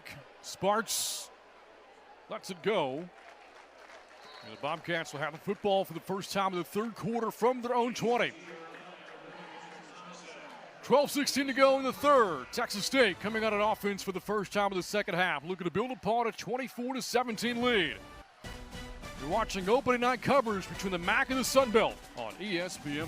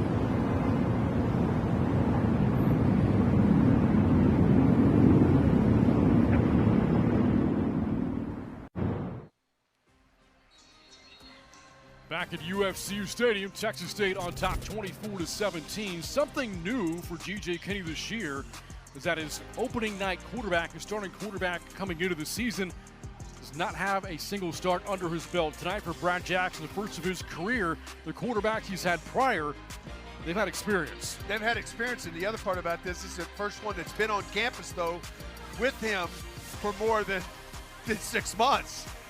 Because Brad Jackson, this is his second year within the program, so it is interesting to note that. And you can just listen to Coach Kinney. He's very excited about this young man. So far, Brad Jackson's night, 8 of 15, over 100 yards, and a couple of touchdown passes along the way. And this running play blown up. That's Torrance Burgess. His first carry tonight. And the Bobcats now looking at 2nd and 10.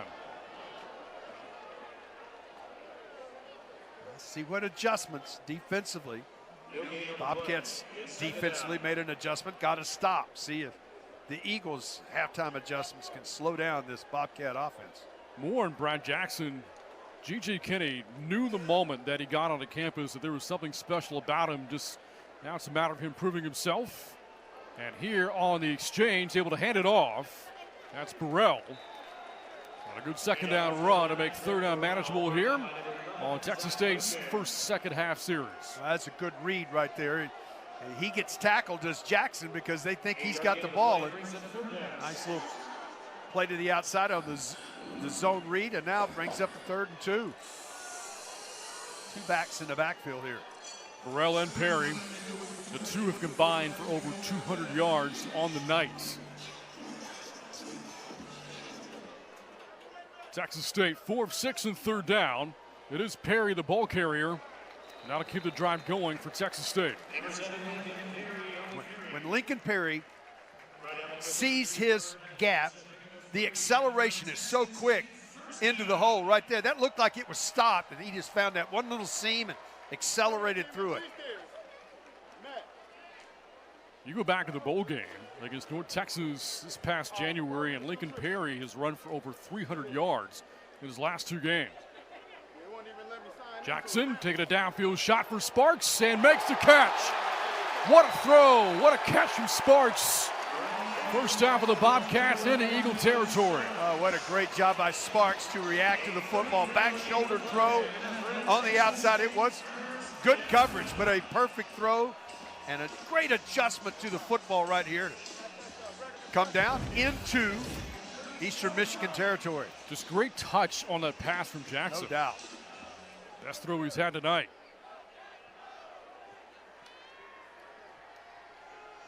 After a gain of 33, Perry stopped for a short pickup on 1st down.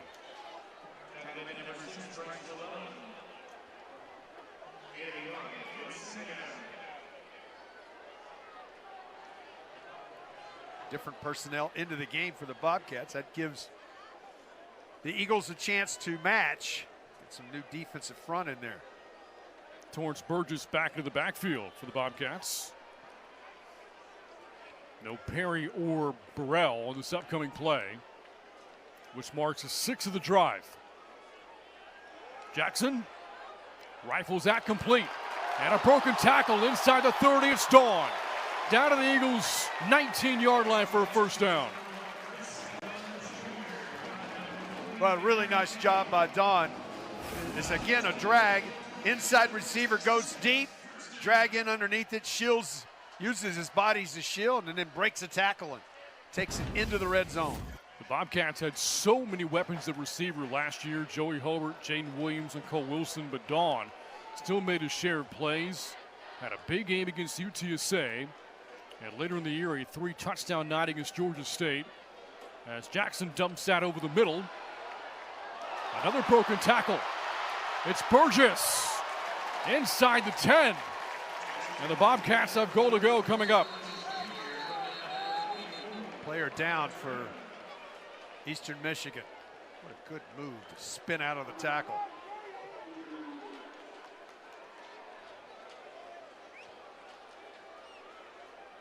An injury timeout for the Eagles player. Down to the 20-yard line.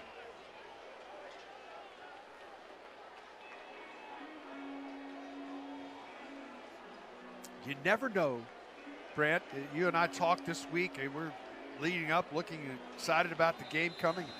You never know what the offensive lines for either one of these teams are going to be, because there's so many different moving parts in there that to get in it. But both of these offensive lines have been outstanding tonight. And with the injury timeout, we will step aside. Under 9 to go in the third. 24-17, Texas State on top here on ESPN+.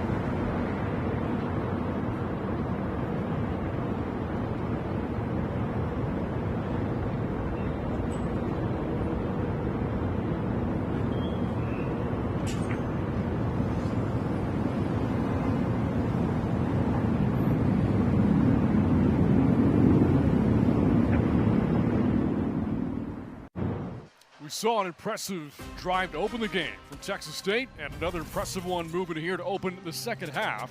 First drive of the third quarter for the Bobcats so far is eating up more than 70 yards. They play the drive coming up with Texas State now set up inside the 10-yard line.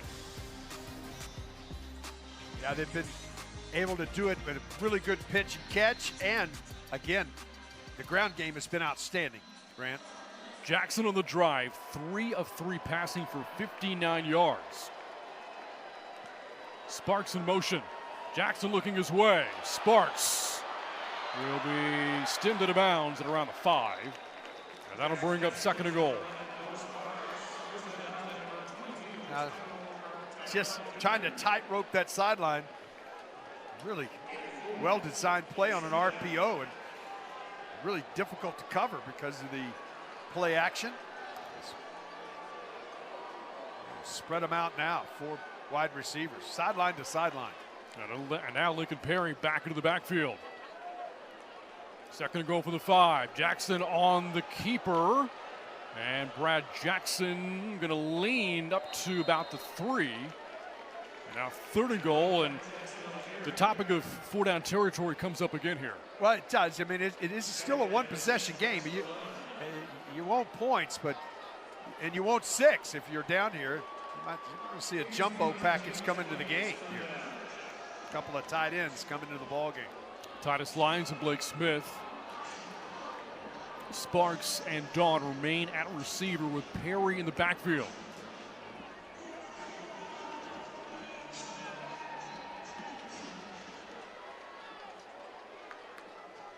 Third and goal for Jackson. Looks, fires, Sparks, third time tonight. And Texas State builds upon its lead over Eastern Michigan. This is a really well-designed play. Grant, they run the little play action to the tailback, the RPO to the outside, and just Sparks starts out on the left, just drags right in behind the play action, and wide open for the pitch and catch for the touchdown. And he is quickly becoming the red zone target for Brad Jackson. A 3-touchdown night for Jackson, 3 for Sparks. And the point after good to make it 31-17 Texas State. The Bobcats go 80 yards in 10 plays, and with that on top by a pair of touchdowns. We'll step aside from UFCU Stadium, back with more of the season opener after this on ESPN+.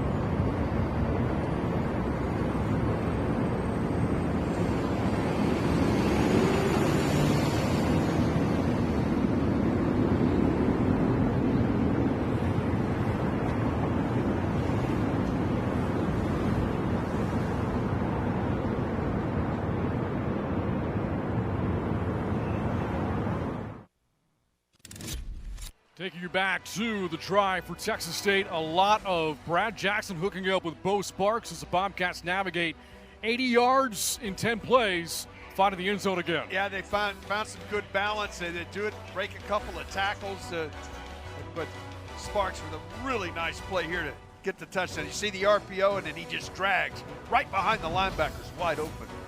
A hat trick tonight for Bo Sparks, 3 touchdowns in his season debut.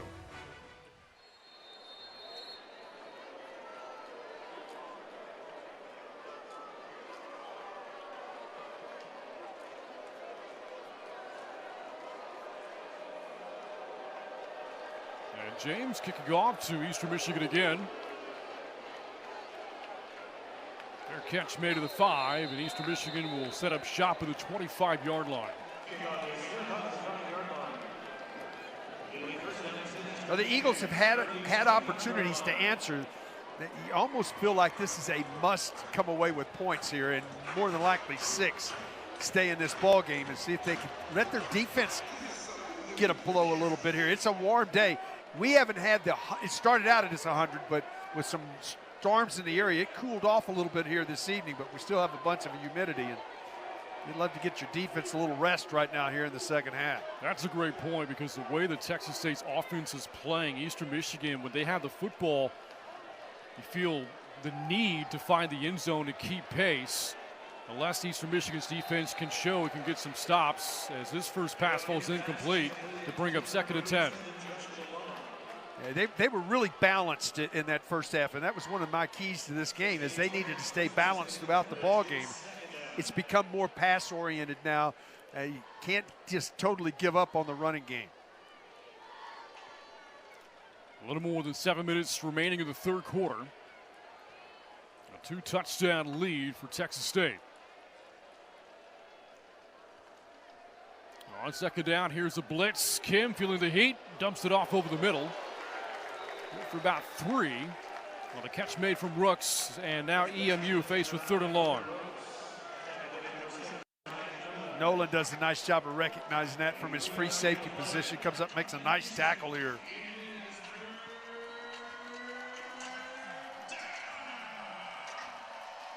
Third and 7. Bobcats showing blitz again, and with that, Kim's going to talk to the offensive line and change the play call.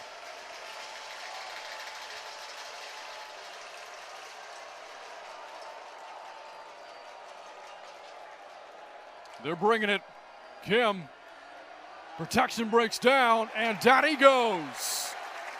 Dropped back at the 25-yard line. Now on the sack there for Texas State, it's Terrence Cooks, and the Eagles go 3 and out. Did a nice job to just get pressure on the outside, force Kim up in the pocket. And got to give Cooks a lot of credit. He breaks off from the outside, doesn't allow him to get into the seam, and a 3 and out for the Eagles. Texas State's defense really got after opposing quarterbacks last year, averaged about 3 sacks a game. That ranked 18th in the country. At their second sack tonight of Kim. A line drive punt this time. And Sparks will let it go as it rolls inside the 35. Well, this is a chance where you already got some separation here. Now, if you're the Bobcats, if you can find a way to put this one in the end zone, you might put this thing away here with 5:41 to go in the third quarter. On the other side, if you're Eastern Michigan, you got to find a way to get a stop right now, a 3 and out. There are some question marks about the Bobcats offensively coming into the season. You lose big pieces like Motti and Wilson and Hobart and Williams. 4 players that combined for more than 3,300 yards last year. How do you replace that? Well, tonight, offensively, more than 400 yards for Texas State and a great balance between the run and the pass. As Jackson hands off to Burgess on first down. Torrance Burgess has a seam.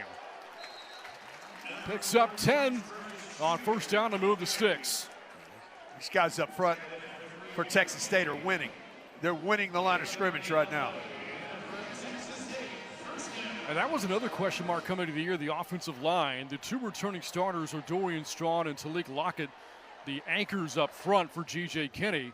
They added Brock Riker over the offseason as he's now a redshirt freshman within the program. And Sully Burns now getting starting duties this year up front as Burgess gets the call again. This time stopped after a short pickup. Tyrell Martin on the tackle, and that'll bring up 2nd and 10.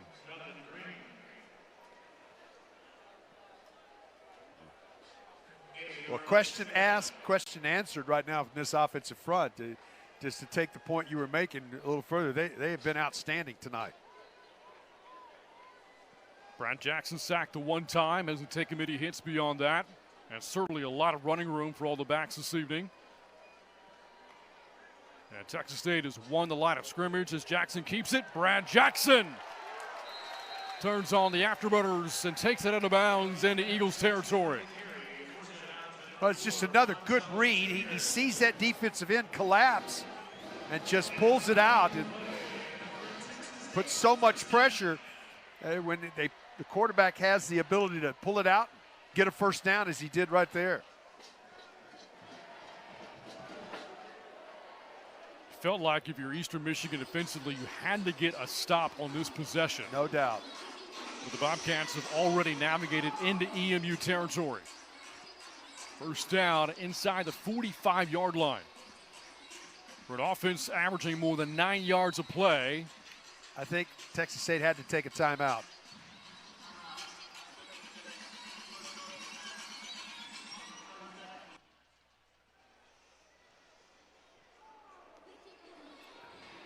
Under 4 to go in the third. 31-17. Bobcats on top. You know, the motto for this team, mantra, since G.J. Kinney became the head coach was take over Texas.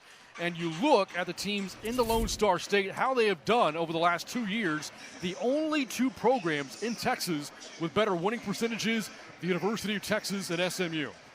Yeah, they've done a nice job of finding a way to recruit within the state against, the SEC, the Big 12, the Conference USA. There's just so many, the ACC. So it's about recruiting. You want to win the state. If you're going to get players to come, you got to beat those teams to recruit players. And of course, it was the debut game for G.J. Kinney, beating a fellow FBS Texas program on the road in Waco against Baylor.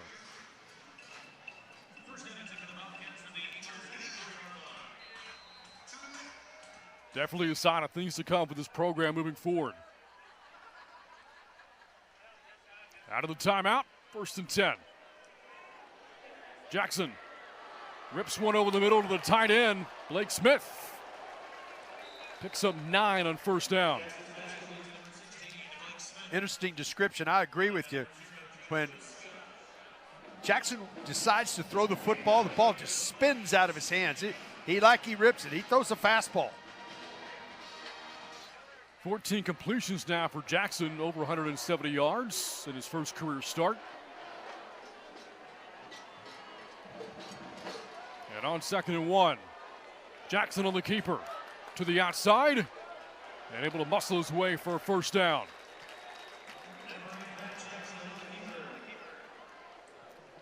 We didn't see Jackson but a few times in the first half pull it out in the zone read. Here in the second half, he's done it now 5 different times, and to go along with his throwing the football, now his legs are becoming part of this offense as well. Texas State has had the ball for more than 23 minutes, really started to wear down that EMU defense. With a 6th play of the drive coming up, has already consumed about 3 minutes off the clock. Screenplay, and that gets sniffed out by Eastern Michigan. It's Llewellyn on the tackle of Dawn, and that'll bring up 2nd down and 10. Now that play was very successful in the first half. Good adjustment to that play here in the second half. They were able to get some penetration and take away that little bubble screen on the outside. They actually lost here for Dawn, and we haven't seen much of that. Negative plays or plays going for 0 yards. You're right. The Bobcats have been ahead of the chains all night long. 2nd and 11. Jackson over the middle for Perry. Perry's got space, and Perry takes it inside the 15 and down to the 10. Well, this is all set up by the offensive line recognizing and picking up the blitz, as the Eagles came with a blitz that time, and a nice job of picking that up, and just nice job by Jackson recognizing it and dropping it down. In the red zone again. One of the strengths of this Eastern Michigan defense has been its ability over the years under Chris Creighton to provide multiple looks. But this Bobcat offense has not been confused by any of them tonight. Well, they've seen multiple looks from the Bobcats as well. Mm-hmm. On 1st down, it's Lincoln Perry squeezing through to the 5. Another positive run for Perry with 60 seconds to go in the 3rd quarter.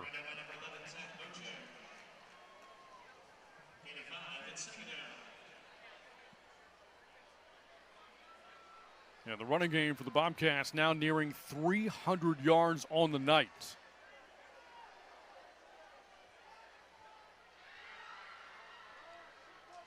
Ninth play of the drive as Dawn comes in motion. It's Perry again, looking for a cutback lane, and a flag flies, 2 of them. And we'll see this is a hold against Texas State. Now there's one from the outside. There could be 2 penalties on this play. Could be offsetting.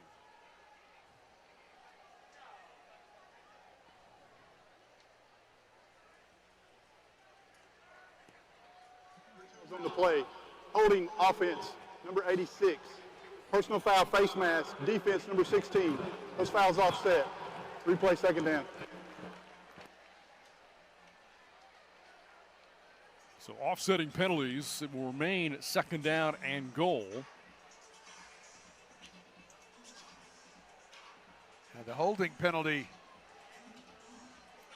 happened early right here. You can see they're just reaching up, grabbing and holding to that back arm. The face mask happened on the outside. So offsetting, we'll do it again. Blitz from Eastern Michigan. Jackson thrown to the end zone. What a night, Bo Sparks. Make it 4.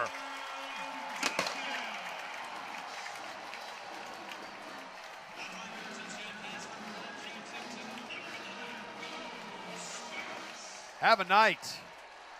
As really good little RPO. Catch him inside, get the linebackers drawn up, and then Sparks again just finds that little crease right at the back of the end zone for the touchdown.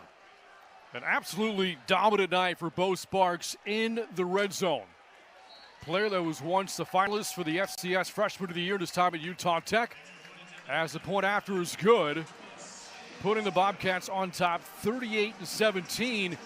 You look back at Sparks' career, I mentioned his time at Utah Tech, and really exploded onto the scene in his very first game, more than 140 yards against one of the great FCS programs, Montana State. Now finds himself in year 2 at Texas State and has found the end zone 4 times tonight. Yeah, and he's not a big guy, but he's capable of going across the middle, especially down in the red zone, and just finds those little creases down there where the playing field shrinks. You got to find little creases. And how about pitch and catch 4 times tonight? Keith, are you a fantasy football guy? No, but if you had Jackson and Sparks tonight, you would be pretty good. Oh, you'd be dominating your league for sure. Bo Sparks, 7 catches, 82 yards, 4 of those into pay dirts. And I go back to what G.J. Kinigan told us, and there was no hyperbole about it.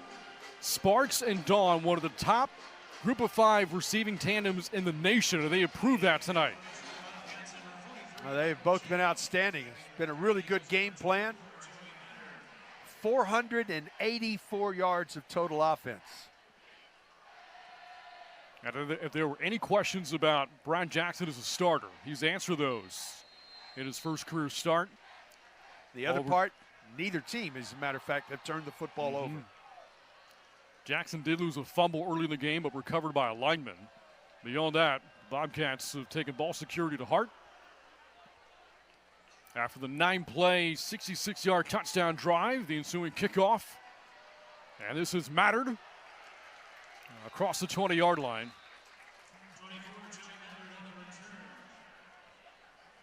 And with 13 seconds to go in the third quarter, the Eagles take over.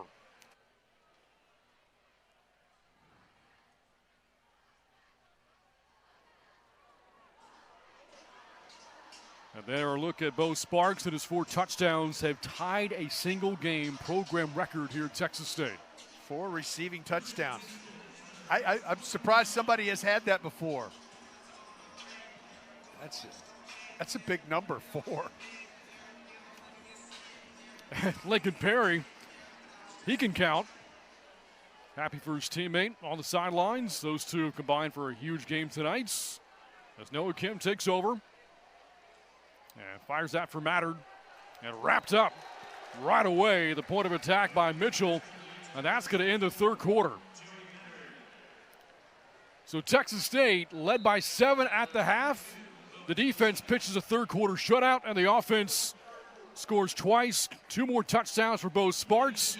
And with that, the Bobcats will carry a 21-point lead into the fourth. 38-17 the lead over Eastern Michigan here on ESPN+.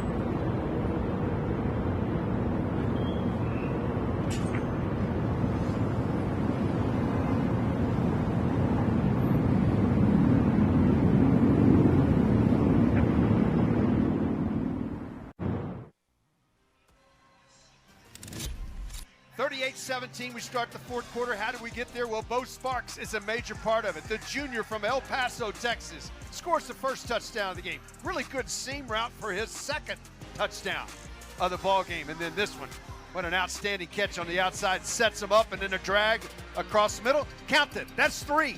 Then comes back with his fourth, a record-tying 4 touchdowns on the night for the junior from El Paso, Bo Sparks.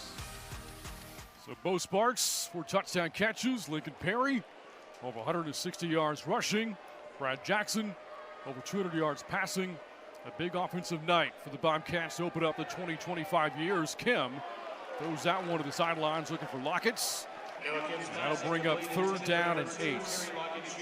Well, they tried to run an influence play thinking everything was going to go to the right, and then Kim bails out of it, spins out of it. That's an influence to the short side of the field, comes back to the wide side of the field, but just great coverage on the interior drag, the post drag, and the deep ball. Nowhere to go with the football. Great coverage. With the Bobcats on top now by 3 scores, that really limits the playbook options if you're Eastern Michigan. They've been effective running the football, but now you can't. Yeah, they had to stay.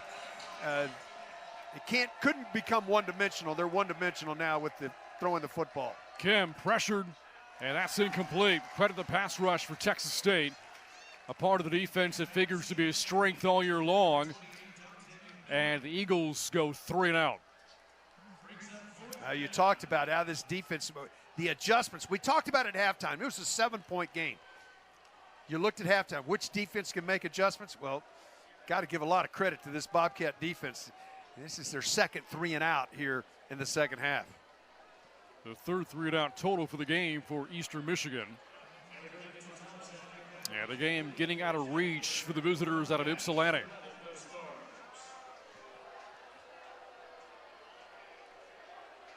The punt from Tomasek. Sparks from the 33. Bo Sparks down the sidelines, gets a block, goes out of bounds. What a night for Bo Sparks.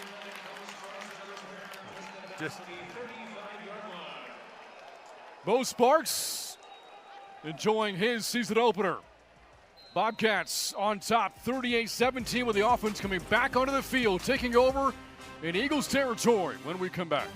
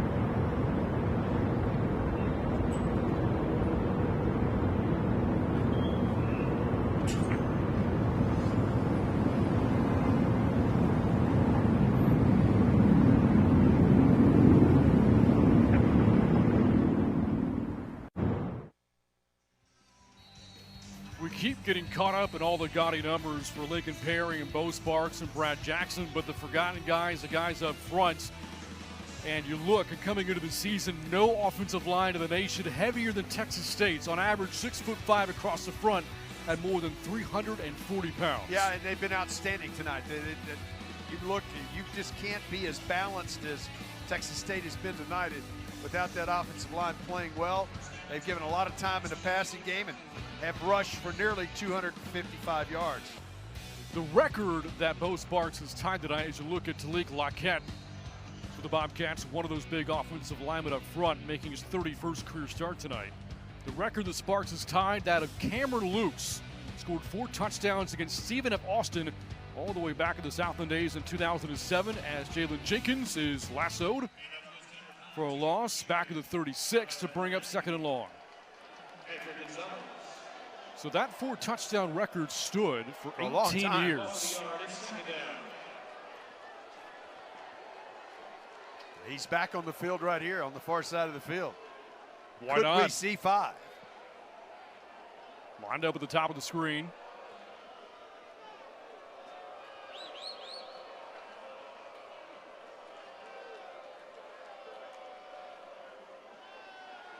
Jackson to the air and overshot his target that time.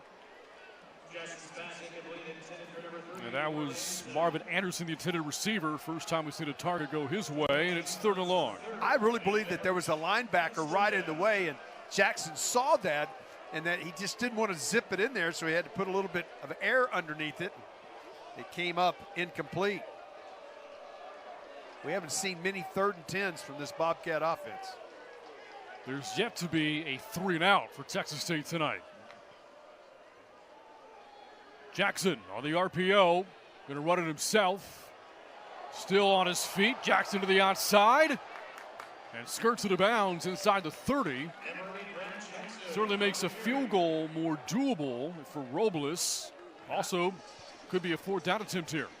I don't see a field goal team coming out. I think they'll go for it here on 4th down. Gain of 8 on that play. 4th down manageable here for Jackson to the offense. 4th and 3. And this will mark the first 4th down attempts of the night for Texas State. Well, they may take this down. The other thing, they could take this down right to the end of the play clock and call timeout. Talk more about this play coming up. That's exactly what G.J. Kinney elects to do.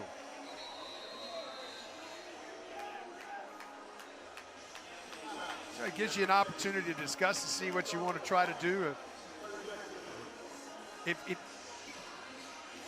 You got a 21-point lead. It's already a 3-possession game, so not trying to run the score up, but on the backside is, you know, a block kick and a return, and all of a sudden it's a different scenario. So I would think that they would try to go for it here.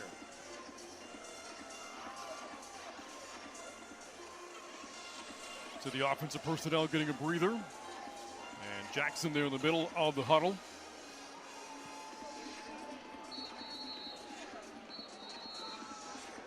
There's G.J. Kinney, record of 16-10 through his first 2 years at Texas State.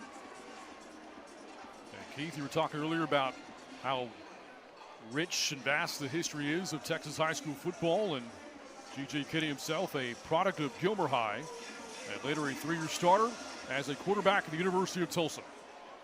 Yeah, he understands what's in this state. About 500 young men sign Division I scholarships a year out of this state. Some of his mentors in coaching have been some great offensive minds like Doug Peterson, Chip Kelly, and Gus Malzahn. That pass caught by Evans on the run.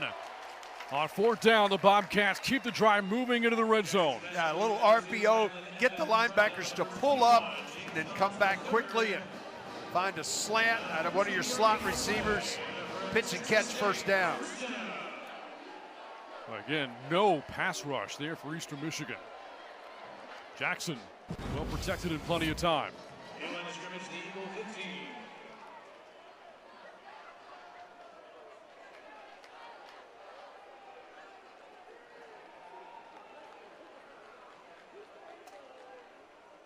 On 1st half of the 15, it's a run. Burrell to the outside, inside the 5, and into the end zone for the touchdown.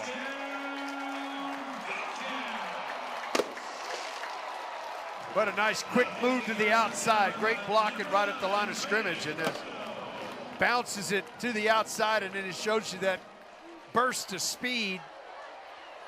And Bobcats blow it open here in the fourth quarter. It has been a dominant second half for Texas State. 24-17 game. At halftime, it felt like the Eagles had the momentum, had that late drive in the second had the quarter. football to start the second half. But the Bobcats defensively got a quick stop. The offense has taken over since then and has pulled away from Eastern Michigan. 45-17. More than 12 minutes to go here in the fourth quarter after the touchdown run from Greg Burrell. The first-year transfer out of UNLV from Vegas to San Marcos and into the end zone for the first time in his Texas State career. Bobcats on top by 28 here at home.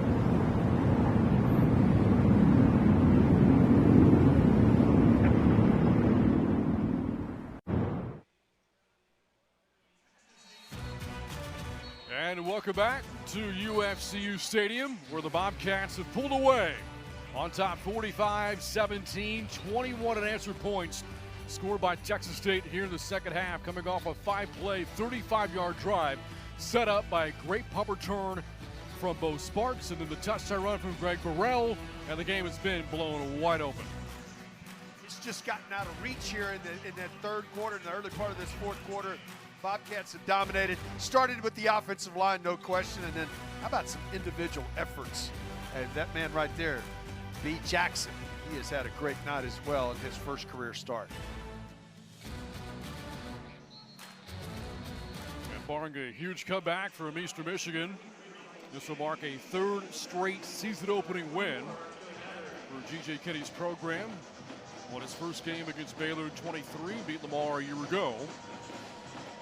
On top of the Eagles, 45-17 here. The kickoff from James into the end zone for a touchback. You think about some of the great names at Eastern Michigan, and one of the standouts in Eagles history, Max Crosby, of course, has carved out a remarkable career in the NFL with the Las Vegas Raiders. And Crosby, again, had a great playing career, certainly in Ypsilanti. Look back at his career at Eastern Michigan.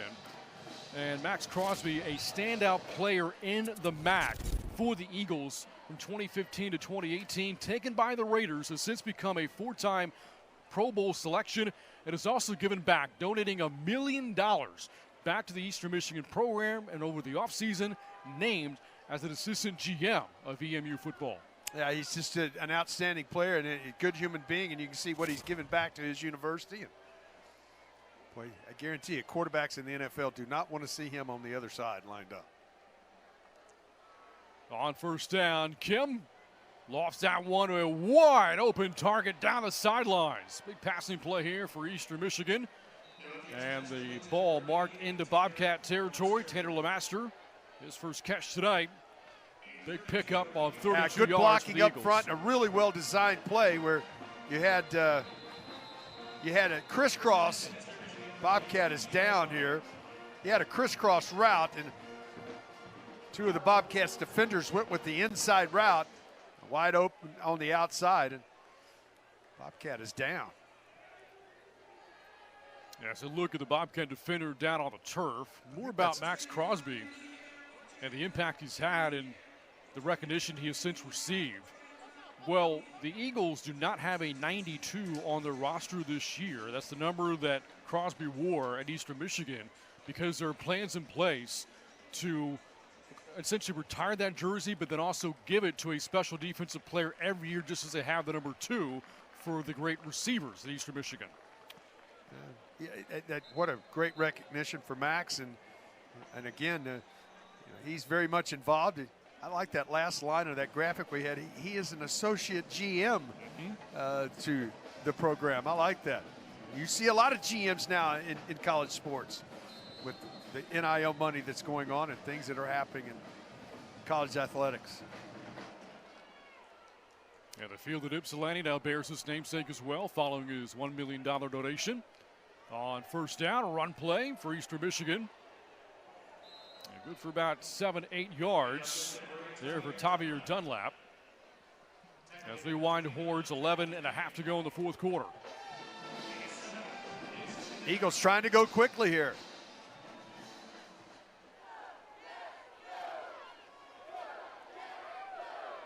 Eastern Michigan yet to score in the second half.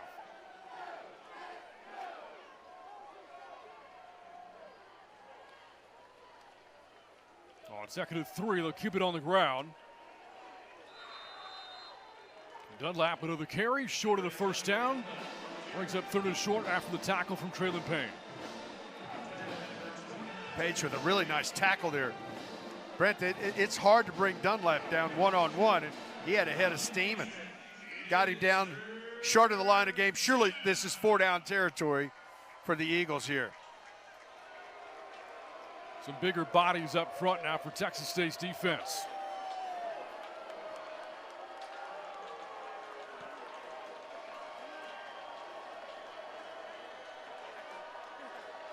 On third and short, Dunlap. And a pin to the spot of the football. Looks like he got just enough on that last effort after the tackle from Tymer Jackson. And that will move the sticks for Eastern Michigan. He's a big body, good finish of that run that time. He was hit short of the line to gain and found a way to push forward and get the first down and keep the drive moving here.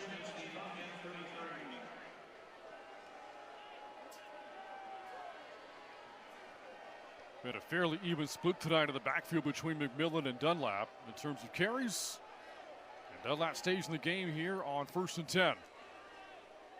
The carry again, and he is met by Payne.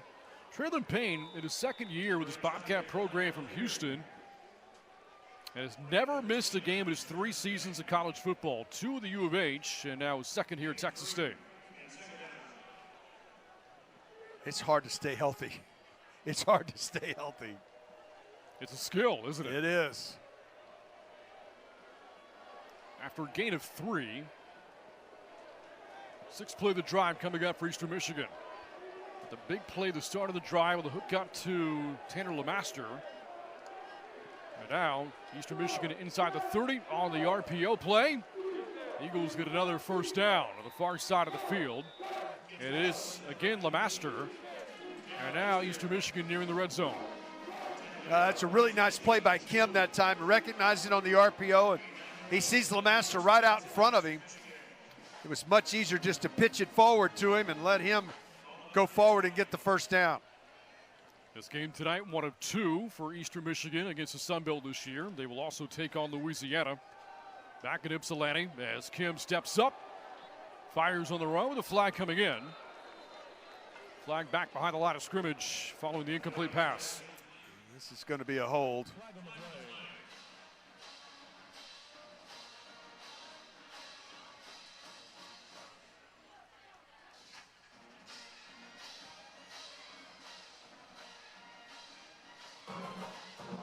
holding, offense, number 73.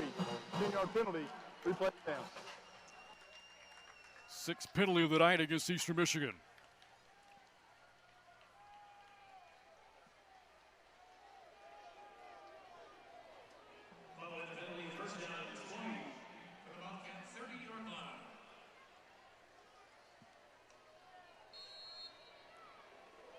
And now 1st and 20 from the 30.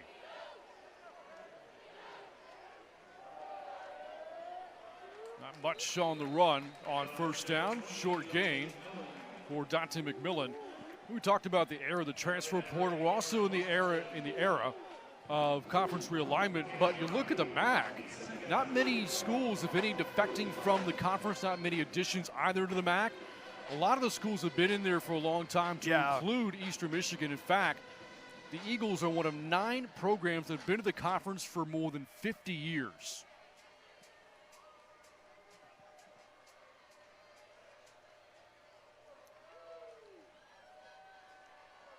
Second and 18 for Kim. Going to swing that out to McMillan. Able to slip a tackle down the sidelines and out of bounds inside the 20. And that'll bring up 3rd down and long. Boy, he is just hard to bring down one-on-one. They have got these 2 running backs. If they get that offensive line settled in, and as the season goes on, I expect them to have some success running and moving the football with the 2 backs they have. You think about some of the programs with a great tradition in the MAC. Oh, my Lord, there's been some good ones. Central Michigan, Western Michigan, Eastern Michigan, Ohio, Bowling Green, as Kim is hit and drops at the 19-yard line to bring up 4th down. And you haven't even mentioned the one that I think has been really good in the MAC. Keep going. Kent State is another one. Miami of Ohio. There you go. Kent State. There's a guy that was a coach. I can't think of his name. Coached at Alabama. Now he's on television. He played at Kent State. Nick Saban. Nick Saban. Yeah. Buffalo, another good MAC program. I still haven't named it yet, though, have I? Yeah, Kent State was. Kent State was the one. Yeah. Kent State not on Eastern Michigan's schedule this year. Field goal is up and good for Kessinger. And we will step aside. 6.5 left in the 4th quarter. Bobcats on their way to a season-opening win on top 45-20. Back after this from UFCU Stadium.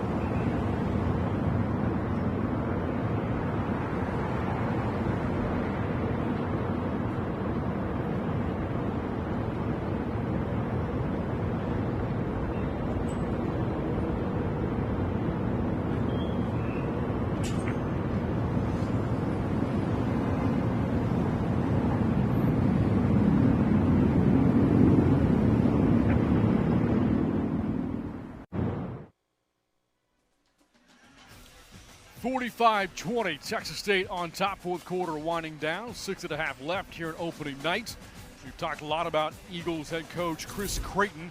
And you look at active coaches in the country with 195 wins or more, the only four coaches with more: Brian Kelly at LSU, Casey Keeler at Sam Houston, Kirk Ferentz at Iowa, and Willie Fritz at Houston.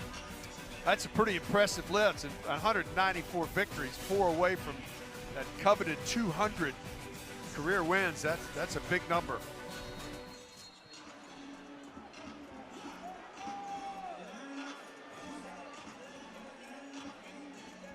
And with his 12 years at Ypsilanti, he is the 9th longest tenured coach currently in the FBS.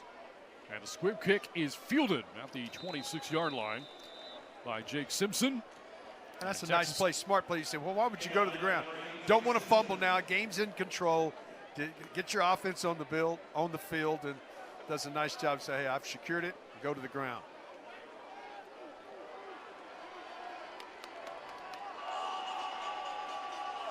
Could see some different personnel now on both sides of the ball.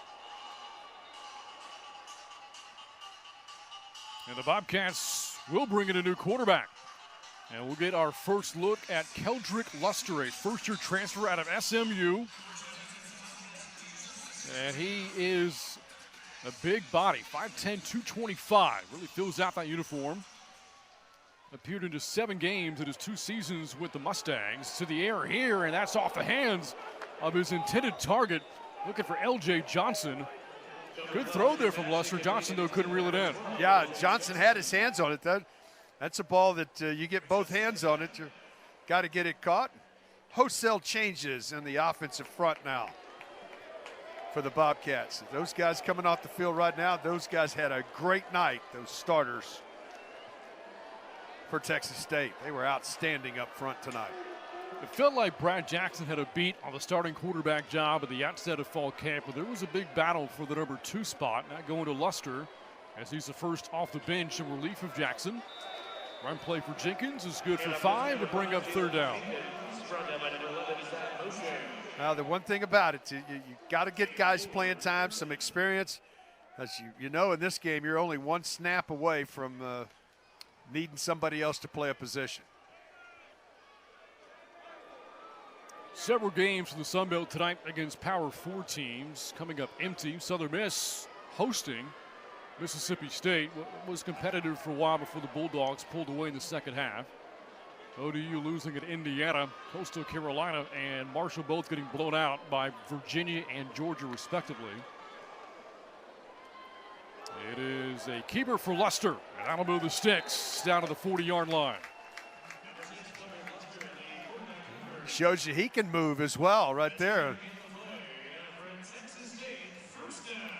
Reference to starters getting a breather now. Of course, one of those, Lincoln Perry. This night is done.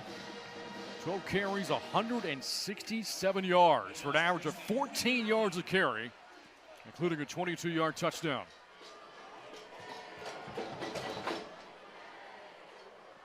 And also with the reserves coming in, that means we will not see a 5th touchdown tonight for Bo Sparks.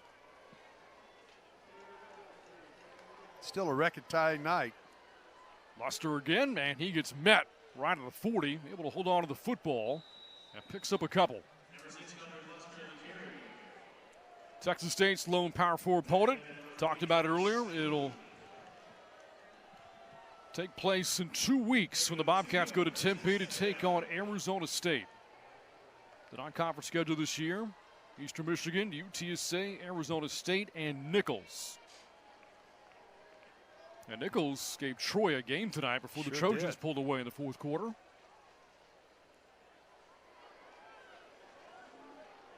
After beating a ranked UIW team in the opener last week in Thibodaux. Coming up on 4 minutes to go, Jenkins breaks free. And there he goes, off to the races, Jalen Jenkins for the touchdown.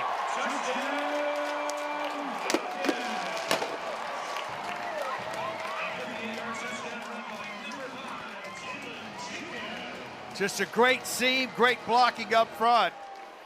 And then Jenkins shows you his acceleration.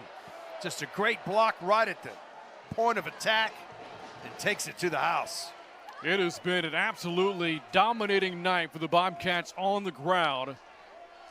21 yards shy of 400 as a unit. That gallop into the end zone good for 58 for Jenkins. And the Bobcats at opening night have put up 52 over Eastern Michigan. 7 yards short, Grant, of 600 total on the night. Look back at the run for Jenkins. Just great. He found that seam and then he found the accelerator. He did not hit a break. Just explodes to the house. And you mentioned the total offense, 593 yards on 64 plays. Comes out to 9+ yards per play. And G.J. Kinney told us in fall camp the offense was explosive despite losing all the skilled players and offensive linemen they did from a year ago. He felt as if his offense could be even better this year, and they're off to a great start here in 2025. Well, I think that the point of watching tonight and what I've seen, you got to give a ton of credit to this offensive line. It has been very good all night. Nice holes and then great runs. I mean, there's a lot of guys with a great night tonight. Bo Sparks is right at the top of the list as well.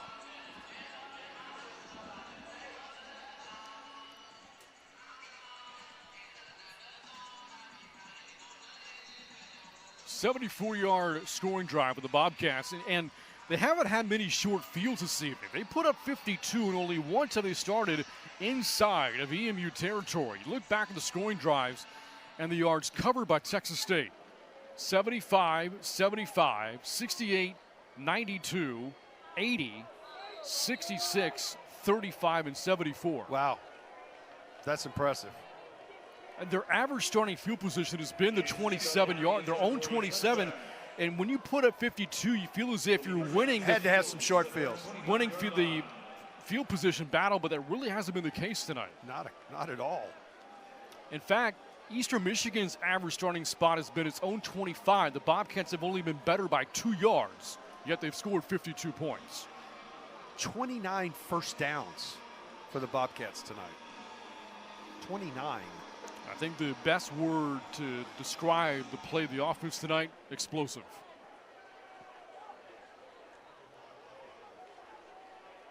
Kim going to loft that one deep, and that's nearly picked.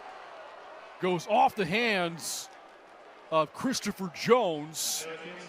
That close to our first turnover of the game. Well, Jones played great coverage that time, and he'll have to read about this or watch it when he gets into film study, because he was right there, had every opportunity to make the play and come up with the first turnover of the game. You see the sidelines just explode.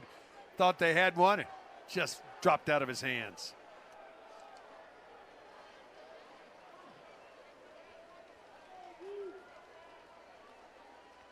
Second and 10, Kim fires complete, short of the sticks. Able to connect that time with Benson Prosper. That'll bring up third and short with under 4 minutes to go.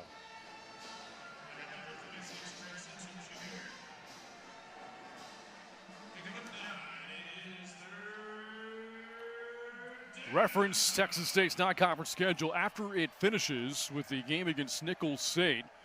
On September 20th, the Bobcats will get a bye and then start Sun Belt play. First conference game is in Jonesboro this year, Arkansas State. Other road games in conference at Marshall, Louisiana, and Southern Miss. The home games in the Sun Belt against Troy, JMU on a Tuesday night, and the final 2 games of the regular season, perhaps, with a conference championship within reach against ULM in South Alabama. By the month, to look at that month of November, though, two tough places. Got to travel to Hattiesburg and travel to Lafayette. Those are going to be 2 tough road games in the month of November. And what will go down as a farewell tour for the Bobcats in the Sun Belt Conference. Well, this time next year, you're talking about places like Corvallis and San Diego and Boise, Idaho, and exciting time, certainly with the announcement of Texas State going to the Pac-12. Get to see the blue turf. Yes.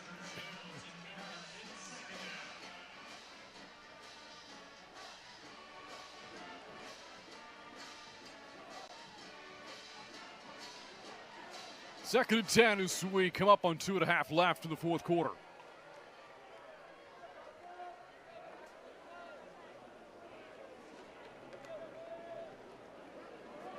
It's a run up the middle across the 40-yard line.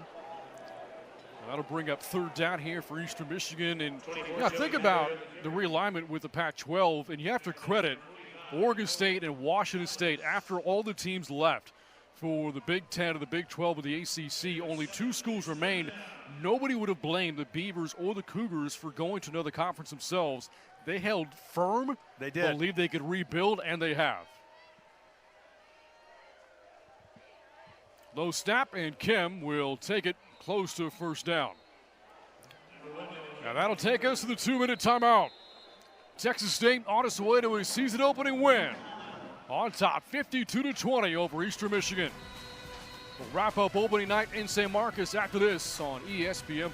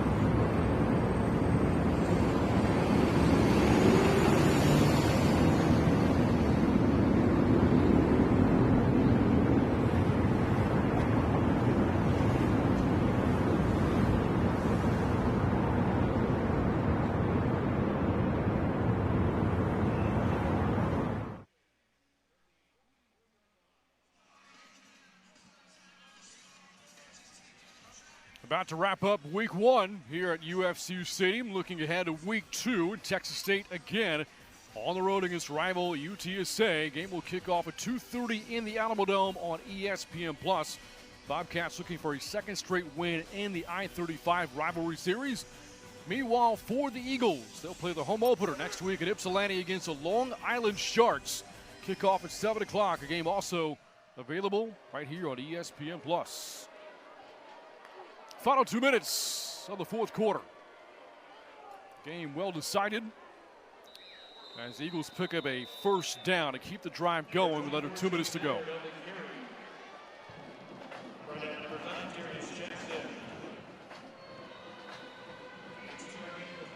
Not in a real big hurry here. Doesn't mean they won't throw the football here, because I think they probably will, but just try to run their plays here in the last 2 minutes. Expecting a huge crowd and great college football atmosphere next week in San Antonio as Kim Lofsack completes. It's Prosper the catch and hauls it in at the 33-yard line. Maybe the best pass of the night from Kim. He really did a nice job of laying this ball to the outside. He had to throw it to one spot to get the completion, and he was able to get the pitch and catch in the first down. Well, UTSA had dominated that series for so long, but the Bobcats handily took care of UTSA a year ago. Won that game 48-10. And next week we'll look for their first ever win of the series in the Alamo Dome. That run play stacked up with the line of scrimmage. Roadrunners coming off a loss in College Station tonight. And they'll be looking to avoid an 0-2 start.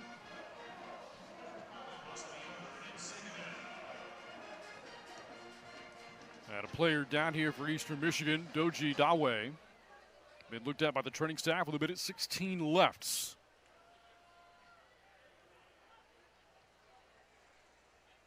That's the one thing you don't want to have when your game has already been decided here. In Texas State and UTSA played in the same conference in football for 1 year, that 1 year in the WAC, and then the two schools went their separate ways. Texas State to the Sun Belt, UTSA then to Conference USA, but they've made a point to keep the non-conference rivalry going over the years. Yeah, it is. It's a great rivalry.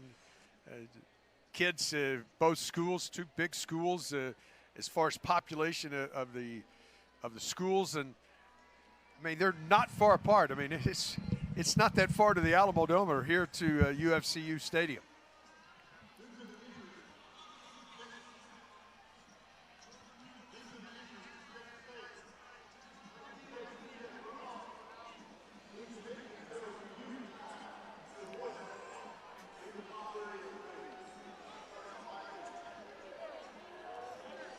And so after the injury, Eagles going back to work, looking for one more scoring drive before calling it a night. The tone of this game set early. Bobcats took the opening drive. Had some big plays from Lincoln Perry. Ended the drive with a touchdown to Bo Sparks. Both players wound up having huge games. The Eagles got a field goal drive in the ensuing possession, playing from behind ever since. As Kim swings at, completes. Good for just a yard or two as Matter makes the catch as we come up on the final minute here in the fourth quarter. Gets out of bounds, does stop the clock. 4-down territory here, so it is third down though.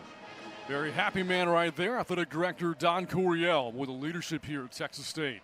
The thing about the job that Don has done along with University President Kelly Damphus and certainly head coach G.J. Kinney as Kim fires complete to the sidelines. And without the leadership of those three, there is no Pac-12.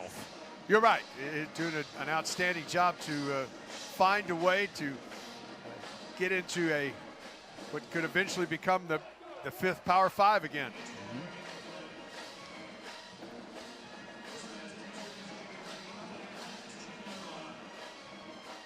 Eagles down the red zone. They have been held to just 3 points in the second half. Kim on first down, back to pass. Off his back foot, completes it. And that'll take the Eagles inside the 10 and just short of the 7-yard line. On the catch there for the Eagles, it's Jamarian Wheeler. And now goal to go for Eastern Michigan.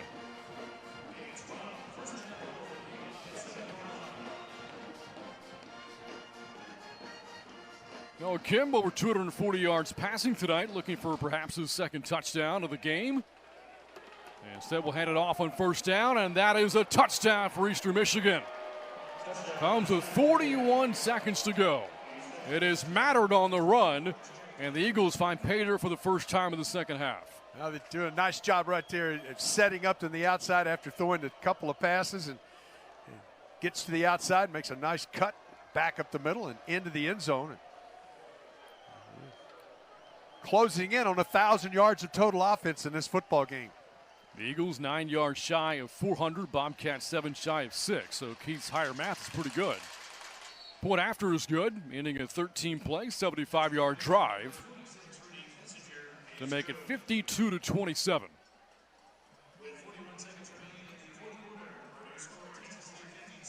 And this loss will go down as the Eagles' first on opening night since 2020. Look back at the touchdown from Mattard. Well, you want to play to the end, and I like that what they got to. They didn't. They had a rough third quarter. The difference in this ball game is the third quarter. They got the score right before half, made it a 7-point game. Came out in the second half, went 3 and out in that first possession. And Texas State really took advantage of that and separated the ball game in the third quarter. Here in the fourth quarter, they just kept playing and found a way to get some points on the board. But the difference in the game is the third quarter. And G.J. Kinney about to improve to 3-0 in openers, pick up his 17th win as Bobcat head coach. It'll go down to his 29th win overall, a career record of 28-12, going back to his 1 year at Incarnate Word.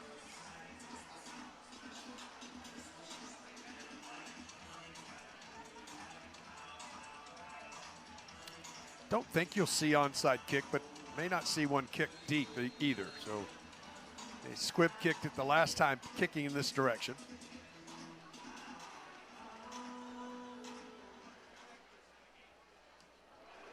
It is a deep kick into the end zone for a touchback.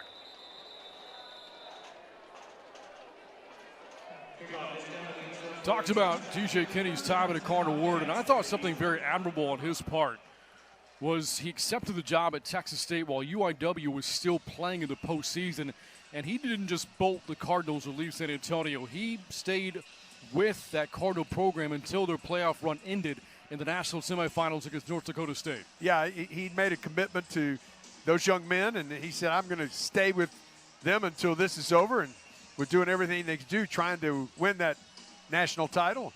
Came up a little short. UIW's program has since been playing very well. Coach Kinney helping build a foundation in San Antonio. Clayton Killow now the head coach for the Cardinals out of the Southland. As Luster hands to Jenkins, a jump cut to the outside. Across the 30-yard line with 35 seconds left.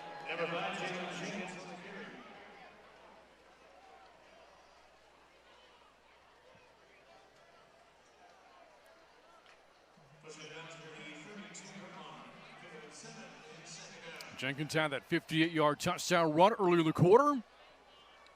Might get another carry or two before the game ends here. He'll take it again on second down, and Jenkins for a first down pickup across the 35. They don't have to snap it again at this point.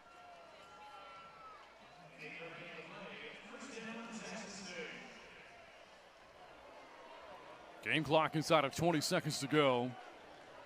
No sense of urgency here for the Bobcats, and that looks like that'll be the final play of the game. An offensive explosion for the Bobcats. 52 points, over 600 yards of offense, and out to a 1-0 start for the third straight year under G.J. Kinney. Well, it's just a good performance, an outstanding performance from two young men. With actually three. I thought Brad Jackson, you see right there, I thought he was outstanding tonight. Obviously, Bo Sparks was outstanding. Lincoln Pear just picks up where he left off in the bowl game. The Bobcats pick up the win. Great balance between the ground game and the passing game offensively. The defense holding the Eagles at his 10 second half points as Texas State holds on to beat Eastern Michigan at 52-27 to wrap up opening night. And G.J. Kinney picks up his 17th win as Texas State head coach. And if you're the Bobcats, Keith, a great way to start the new season. Well, it was a good way to start the new season. Came out, I thought the third quarter was the difference in the game. They came out, made good adjustments at halftime. They got 2 3 and outs defensively, and then this really started exploding offensively. We talked about in fall camp being explosive. Did G.J. Kimmey, they were explosive in that third quarter. But now for Texas State, 2 big games to get ready for on the road the next 2 weeks. At UTSA next Saturday in San Antonio. The week after, you go to Tempe to take on Arizona State. Well, I think, first of all, it's a rivalry game next week. It means a lot going down there. Then they get an opportunity to go play in a Power 4 conference and go play a team that they had on the ropes here last year. Let it get away. And if Eastern Michigan, a chance to bounce back next week at home against an FCS opponent, Long Island. And I expect them to do that. I thought they really continued to play in the fourth quarter and played maybe their best football in the fourth quarter. Well, that's going to wrap up our coverage here tonight of opening night here at UFCU Stadium. So for Keith Moreland, I'm Brant Freeman saying so long from San Marcos. The final score, Texas State 52, Eastern Michigan 27. All games airing on the ESPN networks are streaming live and archived on the ESPN app. This has been a presentation of ESPN. From UFCU Stadium, good night.